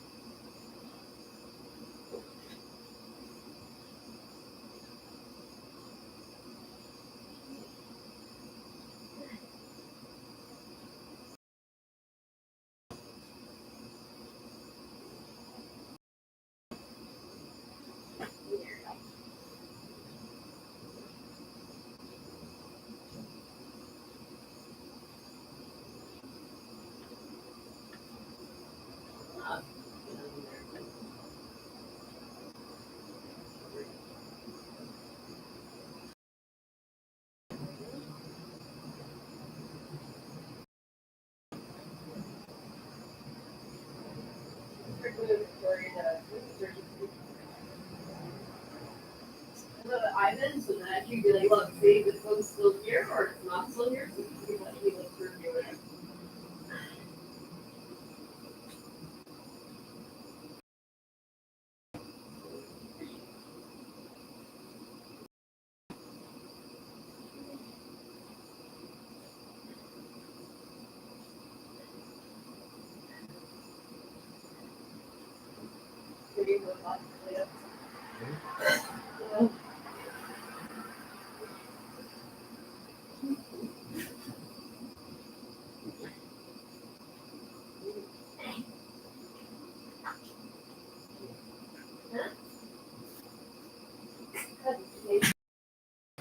Do that fun thing when you right.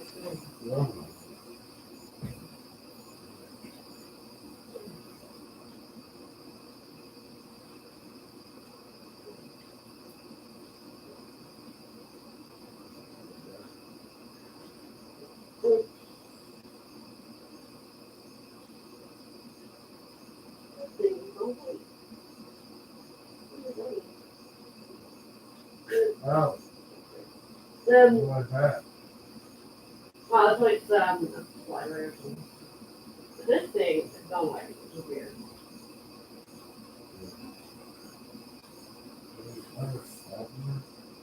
No, it's skin tight.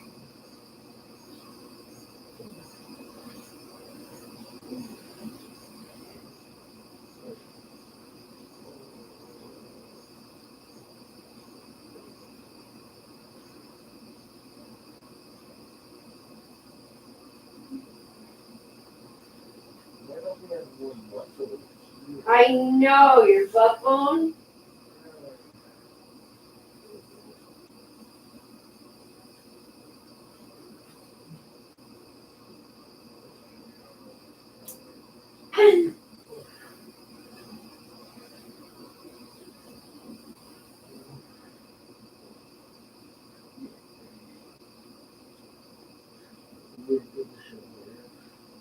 Yeah.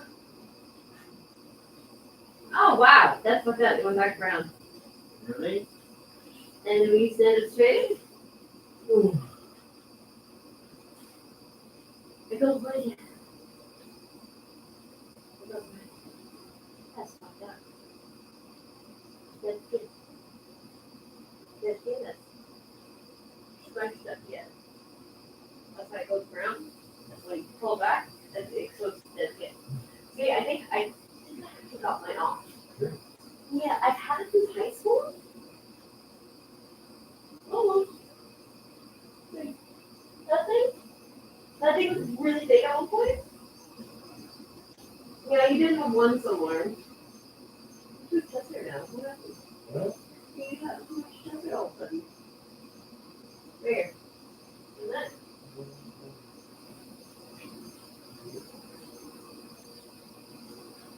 Anyway, this thing was like really big at one point. It was starting to really bother me. Oh yeah.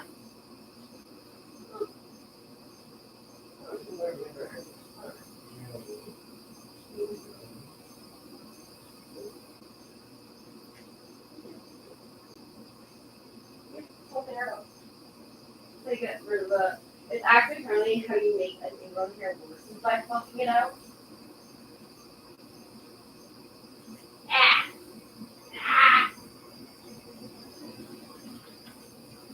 Because usually, but when you pluck it out,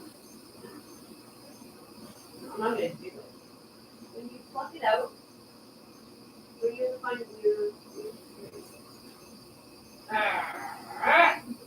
you're so tough. You're much more tough than I am.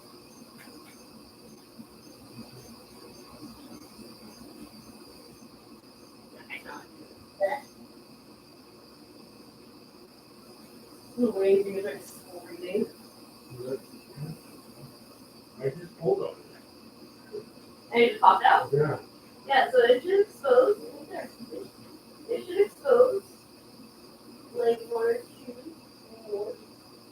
It will pop out and then you just let it grow out. See? Now if you just let it grow out, because 2 or 3 are going to pop out afterwards, and now it's going to be able to grow out and breathe.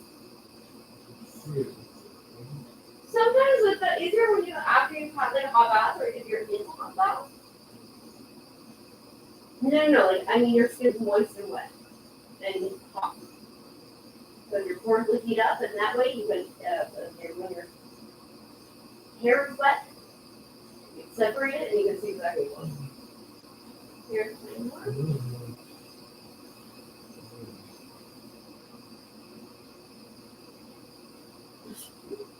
Brace yourself.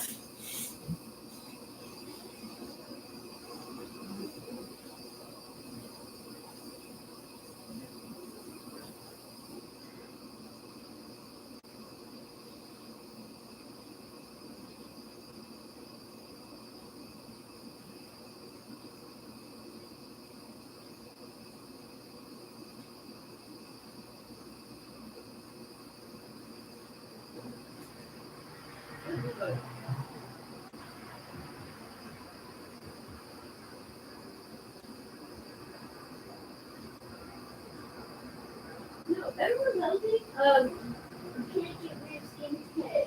Look at the leaf off. Like, I call bullshit. Something, if I don't want something on my body, it's coming off.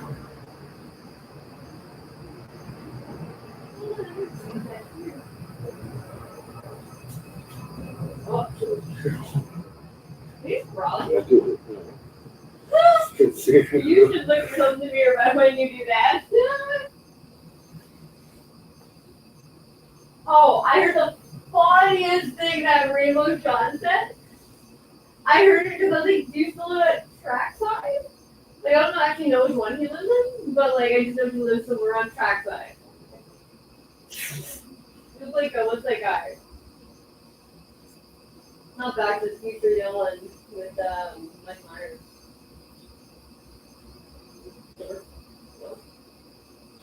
Oh. Yeah, no, fucking I don't know. Yes, you did. He said he has a girlfriend that lives in the main building. They call her Spaghetti. Okay. I was like, What are we talking about? Rainbow Sean. Rainbow Sean. Because I was thinking it was cancer. It was cancer back. Like, do you feel sick or anything? He's like, no. Well, he's like, well, I feel sick all the time. I'm like, that's because you drunk. Yeah. And you drink. No, yeah, and you've got epilepsy. You got seizures all the time. You just don't know. But I was like, so you live alone? Because he's not supposed to live alone because of his epilepsy. Because someone has to monitor while you have seizures. You can die from a seizure. If it goes on for too long. Yeah, but he doesn't want to have roommate. He's got so much stuff he stole from everyone. He literally was like, fucking this shit. He's like, nah, I live like at my place and she lives at her place in the main building. Like, no, I just can't do it, man. It just like never worked out. Or like, I want to have someone. I'm like, we're clearly referenced, like, just like fucking. I didn't say it, but I'm like, obviously you're fucking referencing to me, you fucking piece of shit. Not Ringo Sean, because he couldn't see move. It kind of. Oh yeah, okay. And like, it just like I was like, this is a fucking terrible idea. Like, this is not gonna go well. I know it's not. And they were like, no, you absolutely have to. But like, he was just saying things like it never goes well. I was like, I have so many things. I literally should start listing out. I'm like, what? You do this.